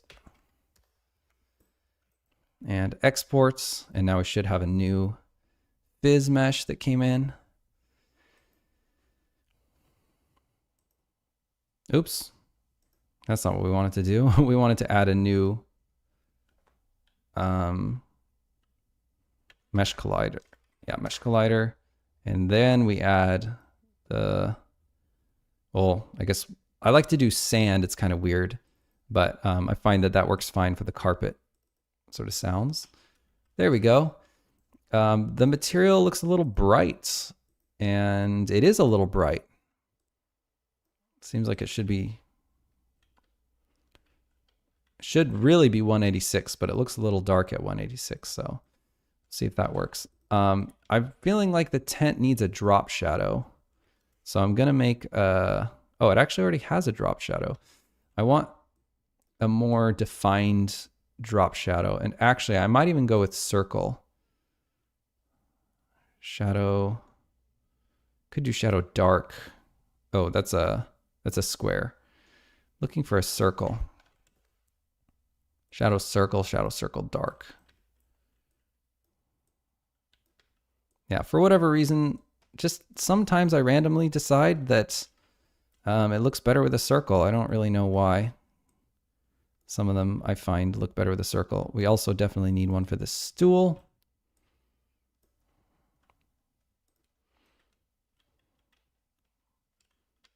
Cool.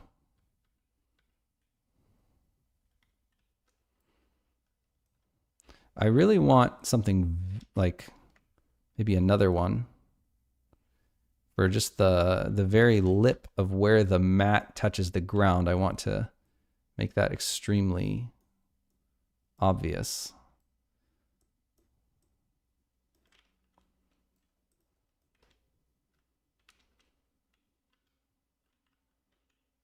Okay. Let's save. We really need to test this. It's going to be hard to get to this spot. Let's see. Let's catch up with chats. Mapolis says 2-hour demo length seems very long, but keeping your character kind of makes an interesting way to hook people. Yeah. And it was just like any earlier, and the demo just kept getting better and better. So if we had stopped at 30 minutes earlier, it's like I feel like the demo's weaker. It was just like by the time you get to the end of potion class, virtually everyone is like, I mean, if you get that far, they're just like, oh man, I'm in this game. I'm so in. And the breadcrumbing is really good right there. People are really excited after they go to potion class to finish this one particular quest. And then the demo just ends. Whereabouts is Collider made in Blender? I get a different solution. I make flat mesh in Pro Builder in Unity and make it invisible. Interesting. Yeah, I do all my modeling in Blender. The only thing I use Pro Builder for is making the walls, and it annoys me every time. But yeah, most games do all their collision in the 3D app. Werba says, if players should not go somewhere, I just not make ground there, so nav mesh. Oh, okay, I see. So you use the nav mesh. Gotcha, okay. Mapless says, my demo length is about 1 hour, and people are surprised by how much of the game I'm giving away, but part of me feels I need to be generous with my first indie title. I think all that matters really is if people are leaving the demo wanting to buy the game. If that is happening more at 30 minutes than 1 hour, then I think 30 minutes is better.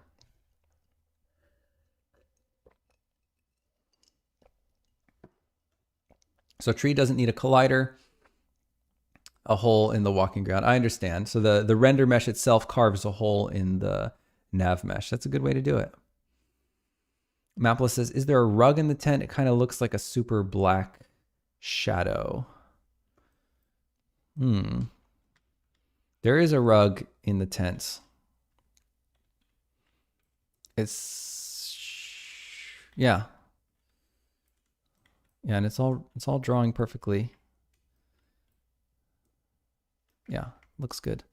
Okay, so we need to get to this spot, and I'm just trying to think of the best way to do it. It's very deep in the dark forest. Do we have dark forest 2 start settings? I don't think we do.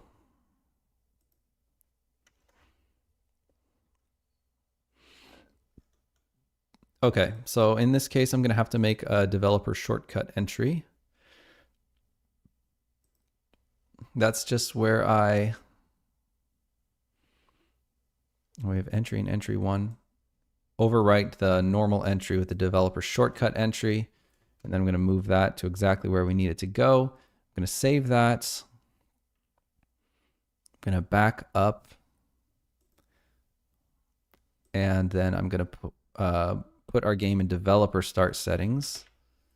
And then we're going to put our player by Marowild's secret developer door.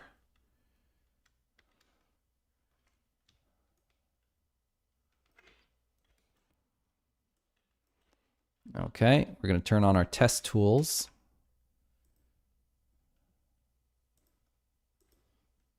And the entry will be Dark Forest 2. Okay, let's give this a try. Thanks, Werbus.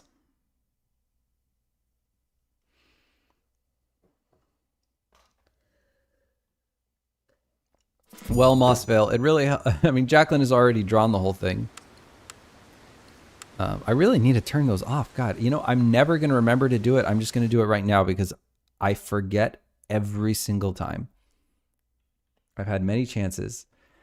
Yeah, Jacqueline has already done the hard work of actually drawing the illustration. I don't really need to do much modeling, so that helps a lot.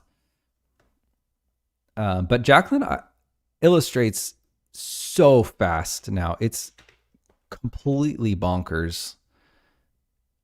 And the time has, like, when she was 19, it would take her days to like make an illustration, to like draw a character, to block them out, to, you know, render them and draw their clothes and everything. It literally would take her days and days.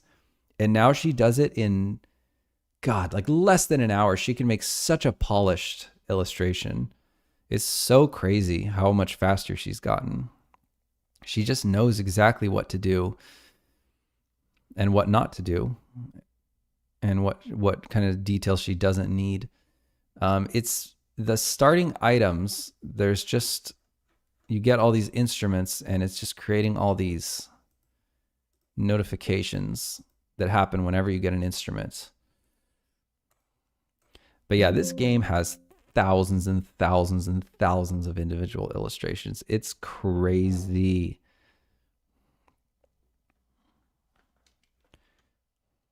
She's a machine.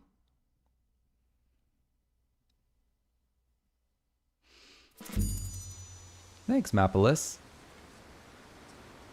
Rock on, appreciate that. Glad you dig it.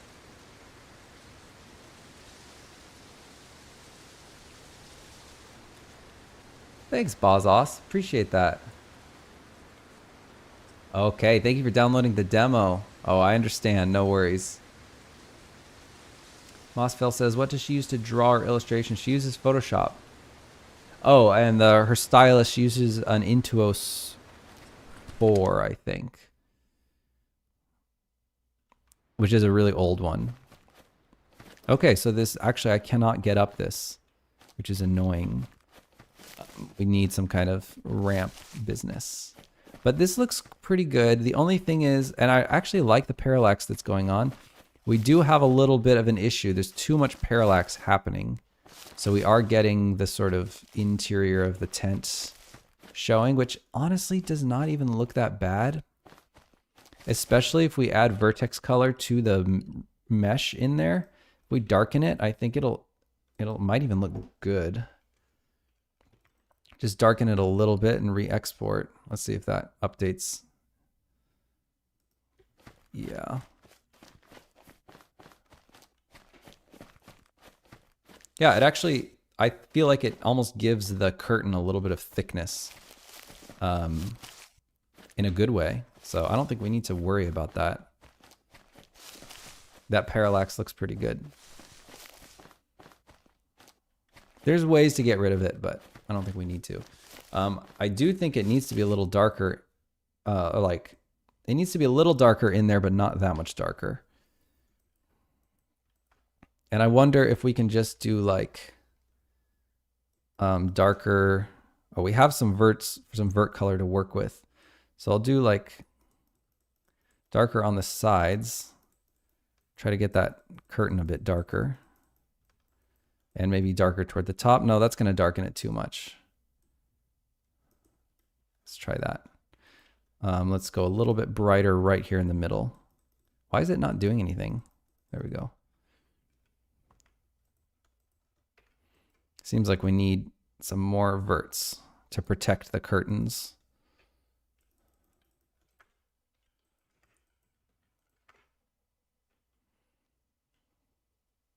There. Okay, let's see if the fizz will update in engine. I don't think it will. Fizz is very annoying in Unity about updating. Just gonna pull this back a little bit and then pull this one way forward so it makes a nicer ramp for us. Oh, that's gonna be a problem. I think we're gonna need to put one more cut here so that we can pull this forward so that we don't have issues. Actually, that was the wrong cut. I want to cut here is what I want. Yeah. It's kind of janky, but I don't think it'll matter. Oh, it is making a disgusting triangulation here that I definitely want to get rid of. Wait, what's going on here? Oh, there we go. Okay. Yeah, I need to make sure that it's triangulating in the way that I want it to.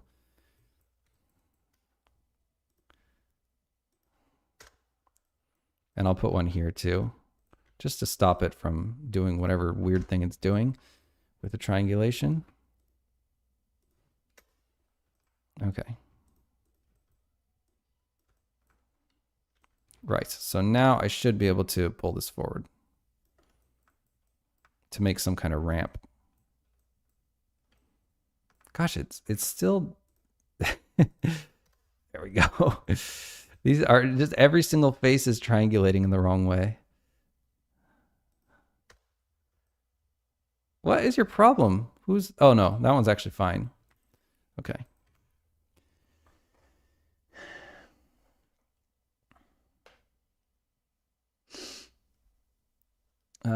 Sophia asks, did she do the art for eShade? Because that was absolutely beautiful, and it's a huge part of why I'm excited for your new game. Awesome. That's amazing to hear.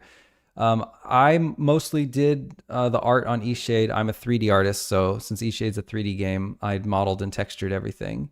But she did do a lot of the map and prop placement and some quest design and a bunch of writing, and she did all the icons and a bunch of other, a lot of illustrations in world too, like posters on the walls and stuff like that. Okay, so that collision is not updating. Mossville asked, do you need a Giga PC to make a game like this? Heck no. I got like the cheapest PC.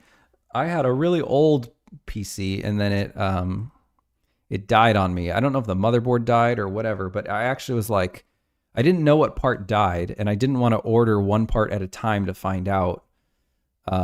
Because even losing one workday was the most expensive thing. It was more expensive than any computer part. So I just ordered a whole new computer because it was going to be cheaper than losing one workday.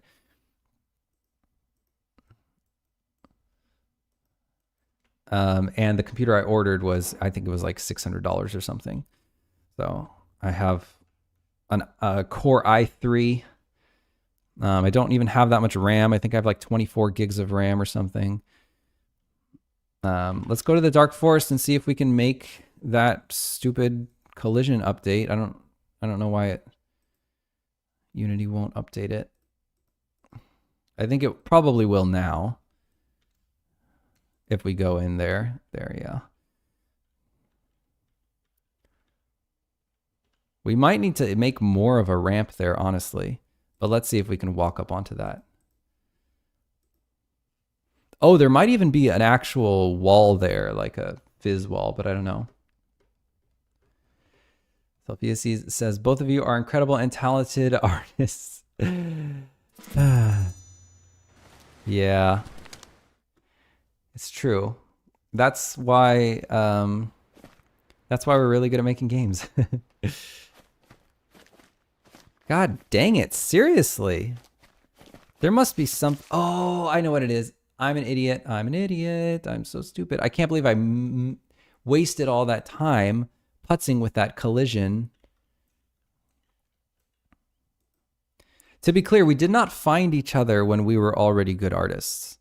I was learning 3D and she was learning 2D art when we met each other. We were only 18 and we grew together, and I joined the games industry and I worked in AAA for a while, and she was an art teacher.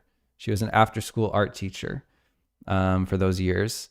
And then I eventually quit my job to make eShade. And then about a year in, she started helping with a bunch of stuff. And she started helping with more and more stuff. And then she started messing around in Unity. And then she could do even more stuff. And then she was doing so much stuff that I was like, you should quit your job and help me do this full time. And she said, that sounds really great. I want to, but you have to make sure that people don't think that it's a one-man project, because I don't want to work on a one-man project, which was very understandable. And so I tried to make absolutely certain that people knew that this was a studio project. But still people want to call everything a one-man project. But I think we finally ditched our one-man moniker with the eShade postmortem, which is titled "My Wife and I Made an Indie Game. It Made Millions," or something like that. And it has both of our faces there on the front, and that finally got rid of the one-man thing. But now we're that couple who makes games, and of course now we're more than a couple who makes games, because we have a full-time programmer, and we're probably going to have more people after this game, so you just can't win. But I will continue trying my best to make sure that everyone is duly credited. Okay, so she rolls right in there, so it's all good and dandy. So she does, her head sort of clips through this a little bit, so I do want the fizz to sort of poke out a little bit more there. But it's nice that she can sort of walk in here. I don't think that she needs to be able to walk on top of that crate necessarily. But everything else, I think it's good that she can walk in there. It makes the tent feel a lot more realized in the world. That is a huge ass tent. That is a luxurious, that's basically glamping, right?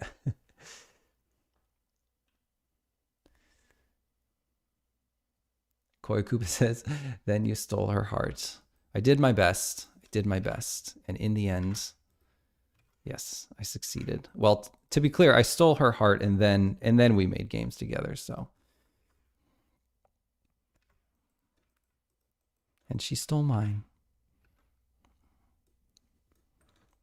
I'll stop now. I'm going to make you all sick. Okay, so I just want a little bit more here so that the head doesn't clip through. And I don't think it's going to update, unfortunately. Just very annoying.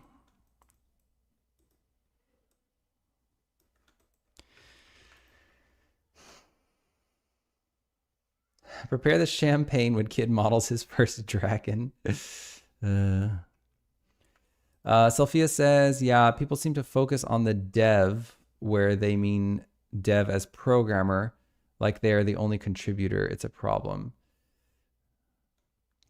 You're talking about the people from the developer side or people from the like from the fans side, from the gamer side? Sophia says, I stream games, and when I do, I try very hard to acknowledge the less visible stuff like the sound and music. Yeah, for sure. I feel ya. I know it's kind of like seeing is believing, and people usually when a studio has a front man, they sort of think that that studio is that person. Like Braid, for instance, is thought of as a game made by Jonathan Blow, but it actually was made by Jonathan Blow and an artist that did all the art. And I think that's mostly it as far as I know. Mossville says, did your composer guy handle the sound effects? No, he did not. I do all the sound effects. Okay, so we need the tent to refresh. It's fizz. There we go.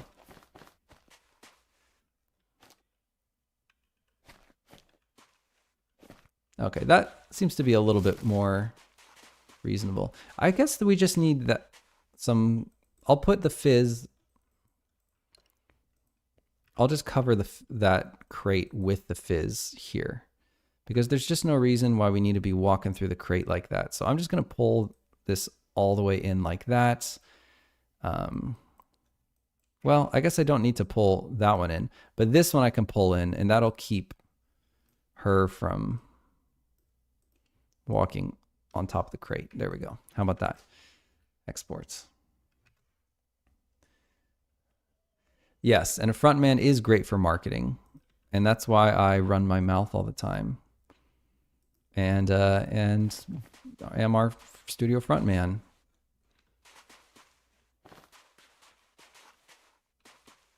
I don't necessarily think we need to walk on all that stuff either. So why don't I just move this forward a little too, so you can't walk on the sleeping bag. You can't walk on the bug net either. Yeah, Frontman is definitely great for branding and stuff. So I think it helps our studio. And at this point, nobody minds. I think people know Eastshade Studios is a studio, and people know that I am the head of that studio, and I get to be the front man.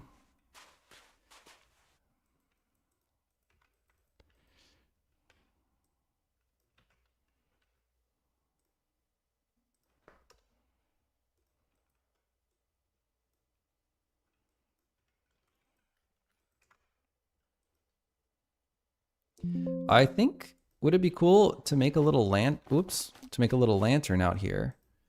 I think that would be great. Let's put a lantern in. So we've fixed all the fizz. We know the fizz works now. I guess that stool should have fizz as well. So we'll do that. Sophia says, I love the fizz because I keep thinking of the fizz, which leads me to the fawns. Koi Koopa says, what's the collision? What's the collision is there for at the tent? Just so that you can't walk through the tent.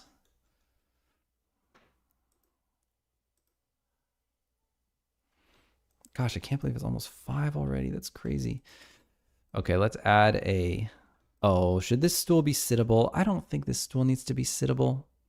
Let's add a mesh collider. Oh, no, not a mesh collider. Let's add a little box collider to it.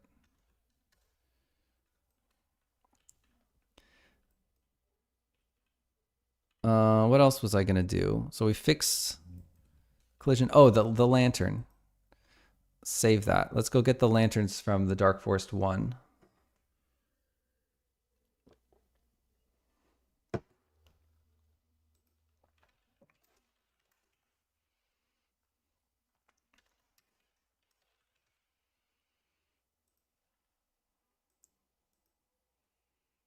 Okay, into Dark Forest 1 we go. And let's get our lantern.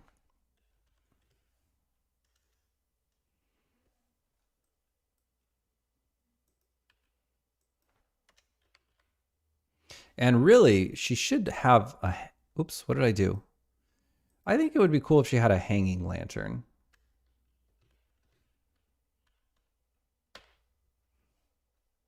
Where is our lantern? Is it not called a lantern? Did we delete the whole thing? What's going on here? It's called a lamp. You freak of nature. Okay. And now let's add our lamp, as it were.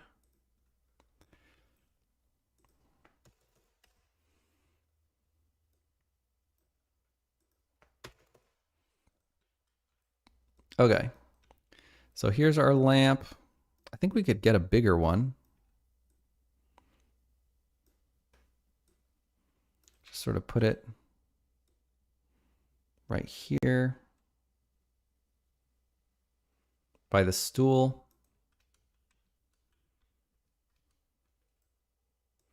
We'll just put it on the floor.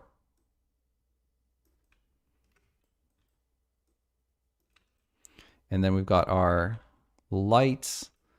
The light source is pretty small. I will make the light source a little bit bigger. Still pretty small. And I'll move the the actual light. Oh, I can't move the light actually individually, which is really stupid. What a dumb way I made that. That is absolutely dumb. So in order to move the light, I'd have to move all this crap. That is just really stupid. I can't work like that. So let me create an empty that is going to be the light. And I will copy the lamp objects. Copy components. Paste component as new. I'll copy the intensity fader. Paste component as new. And we'll just make sure we've got that light reference there. And then I'll remove. Yeah, that should be fine. Let's see why that won't work. And then at least I can sort of move it more close to the tents. And it won't be much, but it should brighten that area up significantly. Sophia says, I'm definitely going to try to sit on everything. How dare you? Well, it's Zinnia's stool. You can't just sit on Zinnia's stool. No, I don't want to make sit markup for it.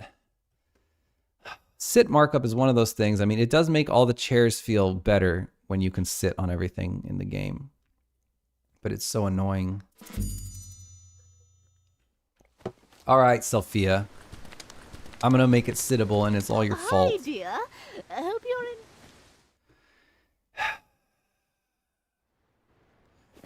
Okay.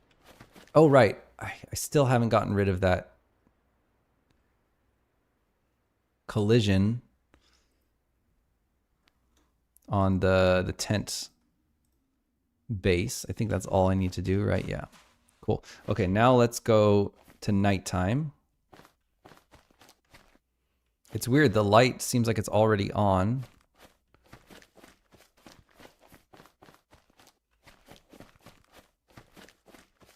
I think that the lamp maybe could be even further in.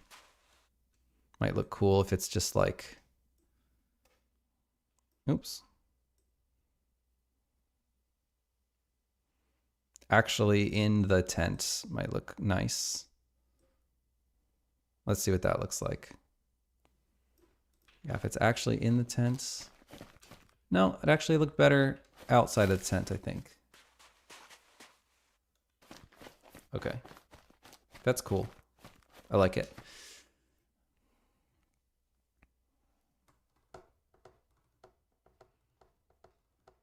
Glad you think so, Werbus. So the only thing is, unless Zinnia, maybe Zinnia will be sitting on the stool. That's the only thing I don't know about. But let's not forget to go into the tent and remove that box collider there. And now let's go ahead and save that prefab. Very good. And now I'm going to start us with the green sprites. No, dark forest settings. And let's see if we can go see where Zinnia is in the game right now. Because we're supposed to add Zinnia here.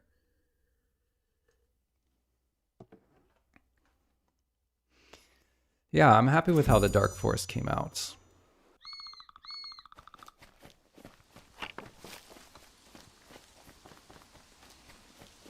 So Zinnia's not out here. Let's go into the headquarters. She's not in here either.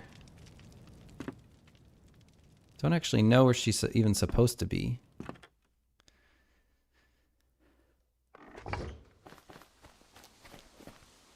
Or did we move her into the dark forest?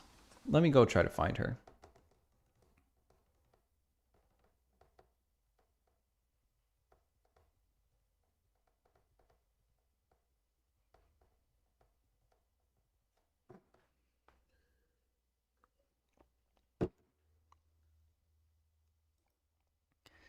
So in dark forest, I will search for Zinnia. There's no Zinnia in dark forest. In dark forest 2, I will search for Zinnia. There is no Zinnia. I will look in the north courtyard. I will look for Zinnia. Zinnia? Where are you? Where are you, Zinnia? I know we have a Zinnia automaton. Does she not exist in the world? I will look inside the headquarters. The green sprites headquarters.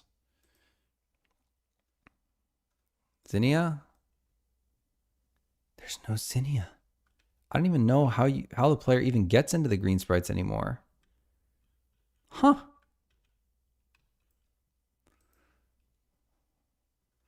Let me check Jacqueline's walkthrough. Just a walkthrough of the game.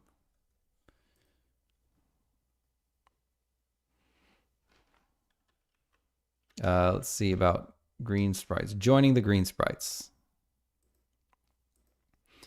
Okay. In summer, the northern center door in the Etchery Green Hall will unlock. Proceed through the head north until reaching the Green Sprite's headquarters. Speak with the Green Sprite inside to join the club and receive a net. Oops. Then she asks, true? Oh, okay. And escape rope. Exit the building. Speak with which Green Sprite? I don't know if that's actually true anymore.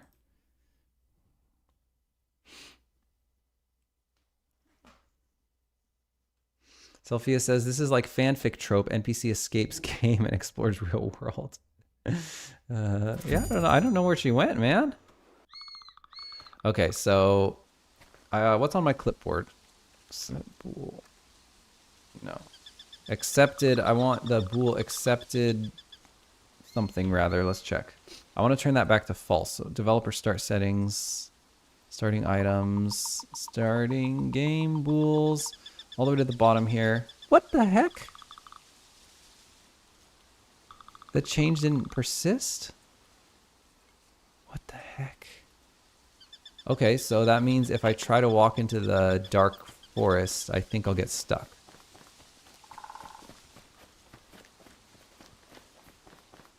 No, I can walk into the dark forest. What the hell? What's going on here? What is going on here? Because I thought I changed that. I could have sworn I pasted it in there.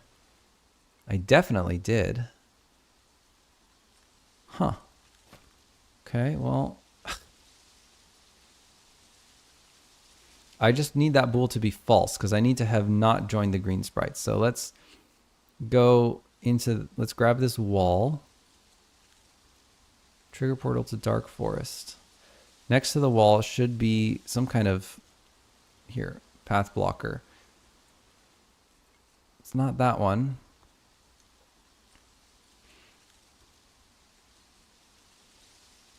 Where is the... I'll just search dark forest. There is so much dark forest crap. Can't even find it. Dang it. This is so annoying. Okay, well, let's go talk to these people because I'm pretty sure that these people don't let you join. The winds are pushing and that will need. Oh, this is still a bug? I still haven't fixed that? Are you freaking kidding me?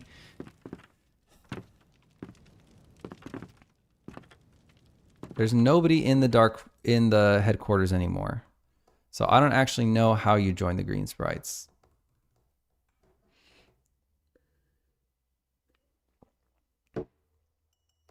I'll go see if Jacqueline knows anything about this.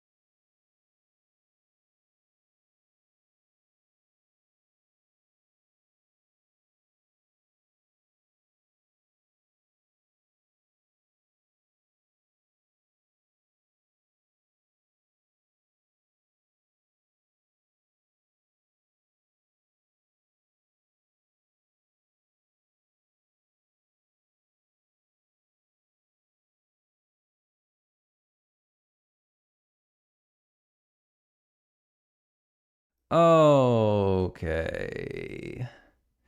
So it appears that Zinnia is still the one to give you access into the green sprites. Now I'm going to find once and for all. Oh my God, there's so many things to do. Hocus yourself. North Courtyard.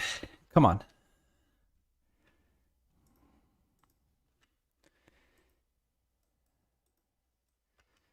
North Courtyard, we need to find the wall that blocks you. And that wall is... Why am I having so much? Blocking waiting for friends. This is not actually the wall. It's the dark forest block. It's this one. It's called accepted green sprites. And if I go to the developer start settings and I look for this... Oh, because it's not the developer start settings. It's the dark forest.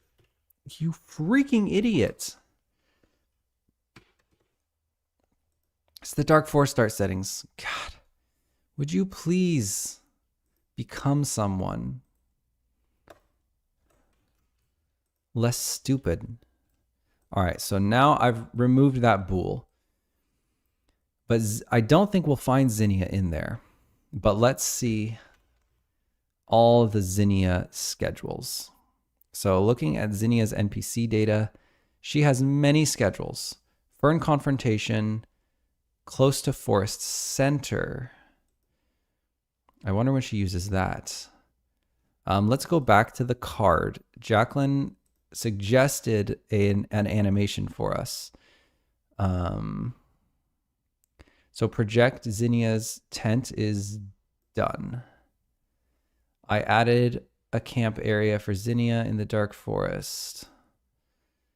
Okay. She can be using her sitting automaton that we used outside the tea house. Very good. So there is an automaton version outside the tea house, and that is the version I am meant to use. Close to Forest Center. Zinnia at Forest Center after Nettling. Zinnia Regular. What is Zinnia Regular? Let's go see what Zinnia Regular is up to.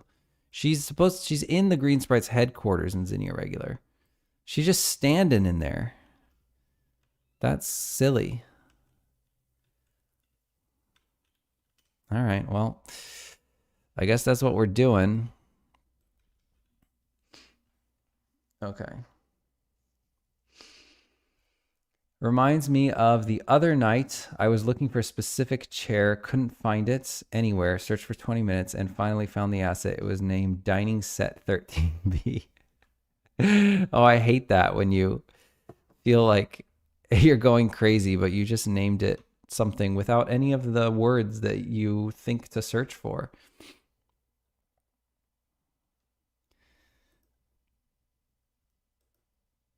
All right, so what we need to do to put Zinnia there is I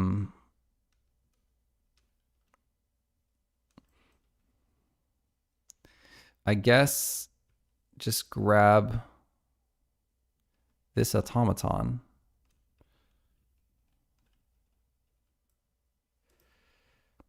And should she have all of her crap with her? I don't know.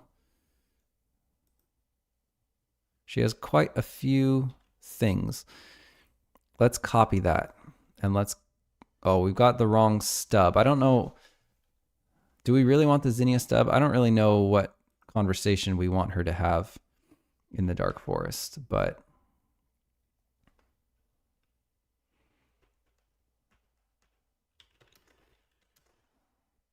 We've got her automaton. So let's go in there. I will put her on this stool. So that way, well, it makes sense anyway. She needs somewhere to sit. So sorry, Sophia. It won't be sittable for the player. Although sometimes she won't be on it, so I don't know. I don't know if it's if I should bother with that right now.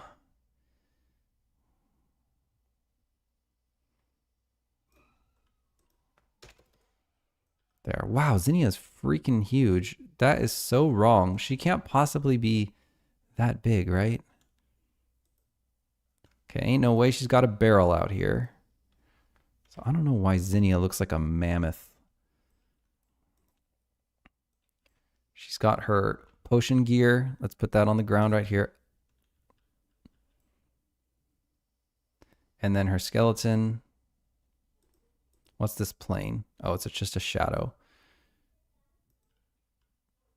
Why is she an actual giant? So weird.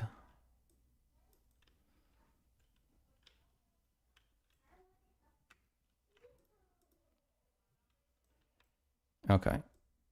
Let's move her closer to the stool. And I guess if she's going to be sitting there the whole time, then we probably want... I think that we want her just off to the right a little bit more. And then we probably want her potion gear to be moved. And then we also want her stool and its shadow. Where is its shadow? Probably want that to be moved over a little bit.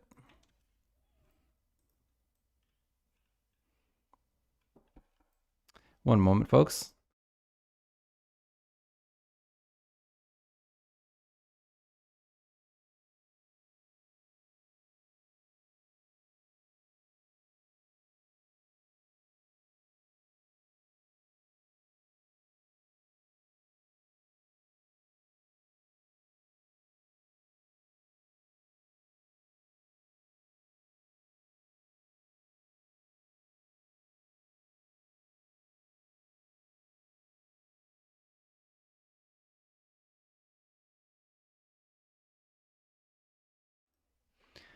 My kid just knocked on my door.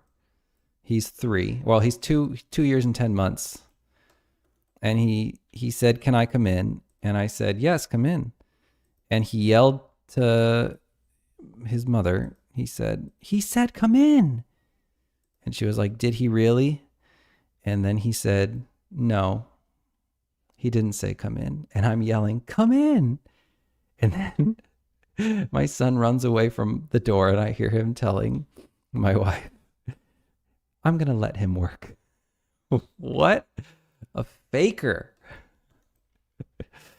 Oh my God. They do the funniest stuff.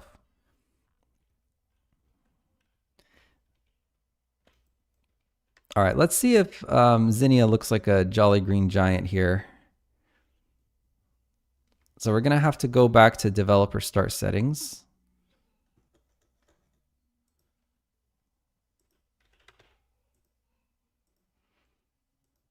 And then we'll go into the Dark Forest 2. Looks like she would be more comfortable sitting on a mushroom. Probably more her size, huh?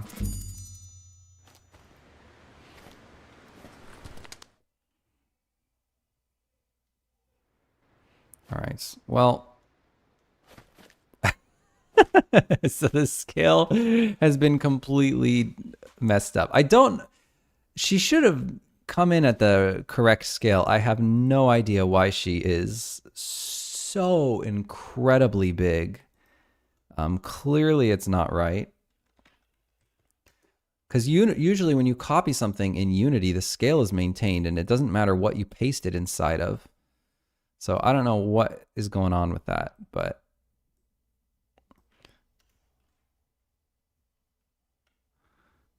Oops, I got the wrong Zinnia here.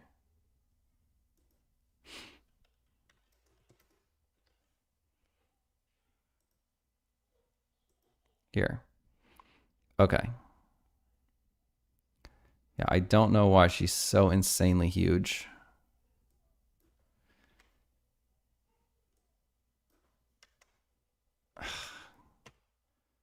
Okay.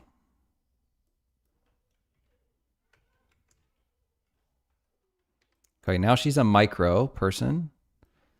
Gosh, I would really just love it if she maintained her scale so that I know exactly. She still looks like a giant now. It's crazy. The difference between 0.3 and 0.35 is like insane.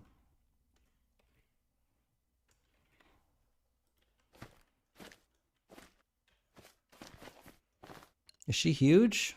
Or is she the right size? I think she's the right size, right? Also, my hat makes me look big, so let me... Actually, in general, this version of the character...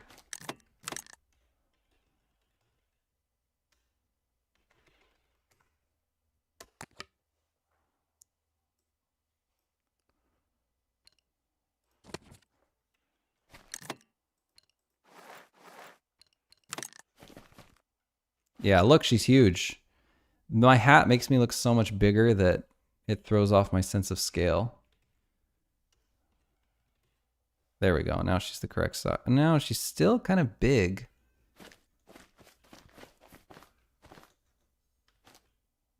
Hello. Are you a new student at the university? Okay, so once we've already been through this... Hello. Are you a new... I've been quite agonizing, honestly. I don't know what conversation she's supposed to be on. Her tent might be a little too massive. Her tent is ridiculous. Let's scale it down a little, but I think that 0.31 seems to be the sweet spot there.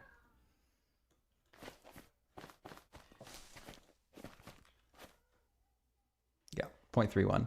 Okay. Yeah, maybe she is a little bit bigger. We might go 0.305. It's so fickle. And the tent needs to be scaled down a touch as well, because that is an absolutely massive tent.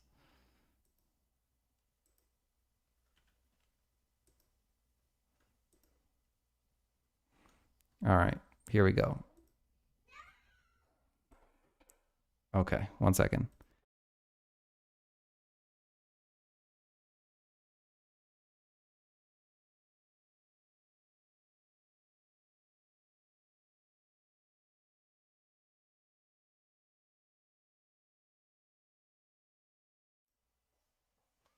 Okay.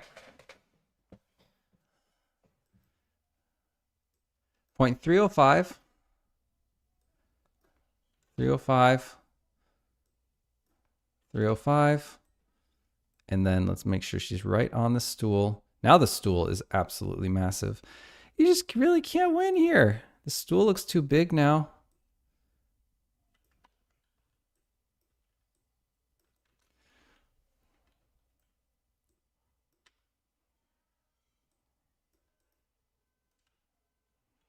Okay, and now we've got the tents. Really, we should separate her from the tents. Or at least we should not make her a child of the tents. And now we can scale down the tents significantly, because it is a massive tent. And we should be able to move our lamp a little bit too, I think. Probably can move her and the stool. I'm going to make... I was thinking to make the stool a child.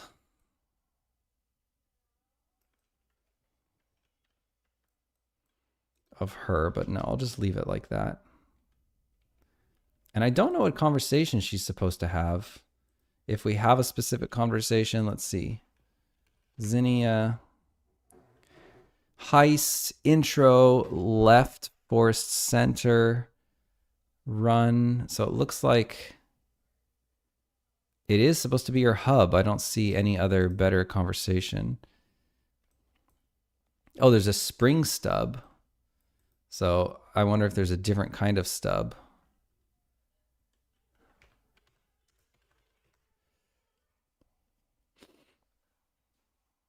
I can look at the Zinnia regular schedule.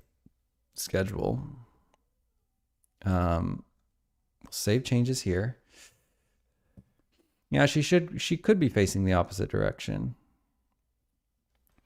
Let's check. So for here, she doesn't have any conversation assigned. So I don't really know what state she's in. Let's go to Dark Forest 2.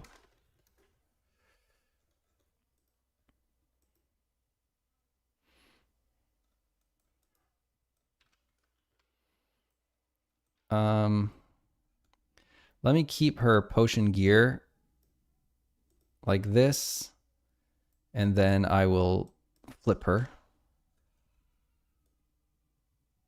Okay, now she's definitely going to be covering the lamp more, which I don't really like.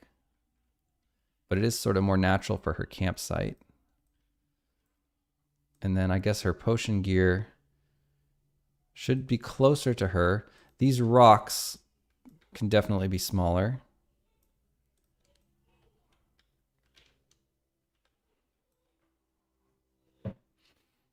Okay, and then I will just make sure to move the lamp to the left, because I don't want it to be fighting compositionally with her knees there.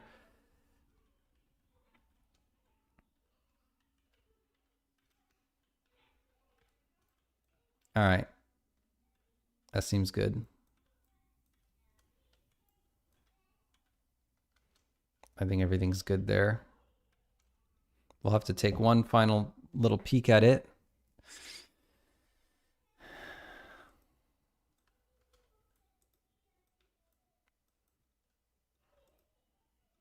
Let's add a box collider here.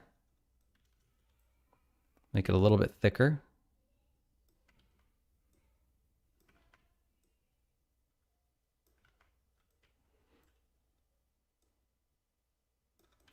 All right. I don't want it to be conflicting with her character selection, so I'm just going to make it thinner and definitely make it, oops, shorter. Absolutely no reason it needs to be that tall. There. I'll shove it into the ground a little bit more too, just so the player gets caught up on it. Okay, how does that look? Let's give it a save. Now that her tent is much smaller, it's still a ridiculously huge tent, but hopefully it's less ridiculously huge. Oh, I almost spilled that.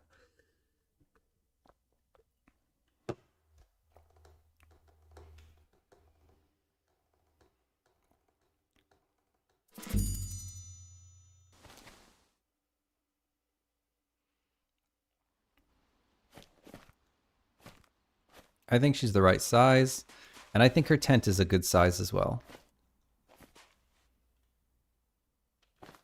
What texture resolution is her tent? It's capped at 2048, and the original texture is 2048. Okay. Doesn't seem very sharp for a 2048. Okay, let's see it at night. Looks pretty good. The whole little setup there looks pretty good, I'd say. Cool. Yeah, it looks good at night. And it makes sense her lamp is so close. It's a big honking lamp, but that makes sense. She's out in the boonies.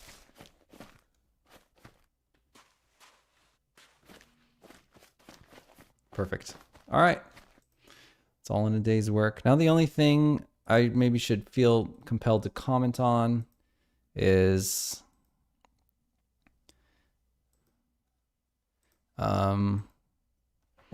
I added Zinnia's automaton there, but did nothing about her regular schedule.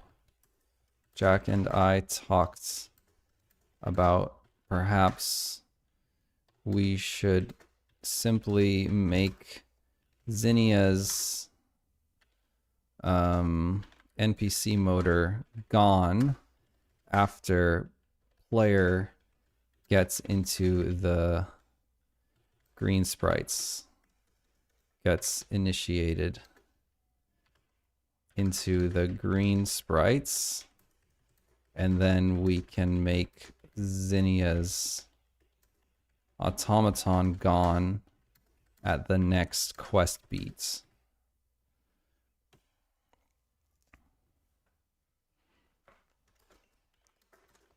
But I don't know what that would be. It's actually quite a few little nits to figure out there. Werba says, it is a little odd. She's still red in the night. Even with the lamp, it's hard to do. Yeah, but it'll do. We don't really know how bright the lamp is. It is a magical lamp. Reading by the lamp of night. It's romantic. It's fine.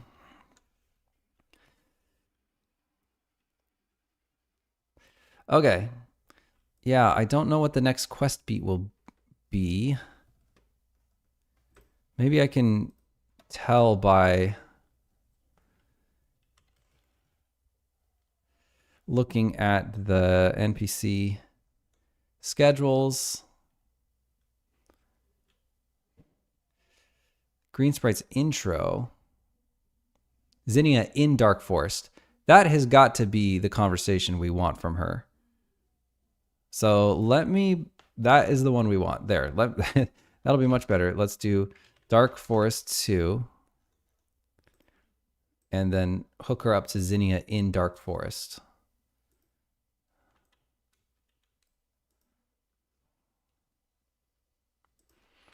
Zinnia in Dark Forest. That's what we want. Okay. Perfect. Oh, this would have been devastating if I forgot to do this. I need to change this back to the normal entry rather than the shortcut dev entry. Ooh, boy howdy, that would have been bad. Yeah, maybe she's a Khajiit.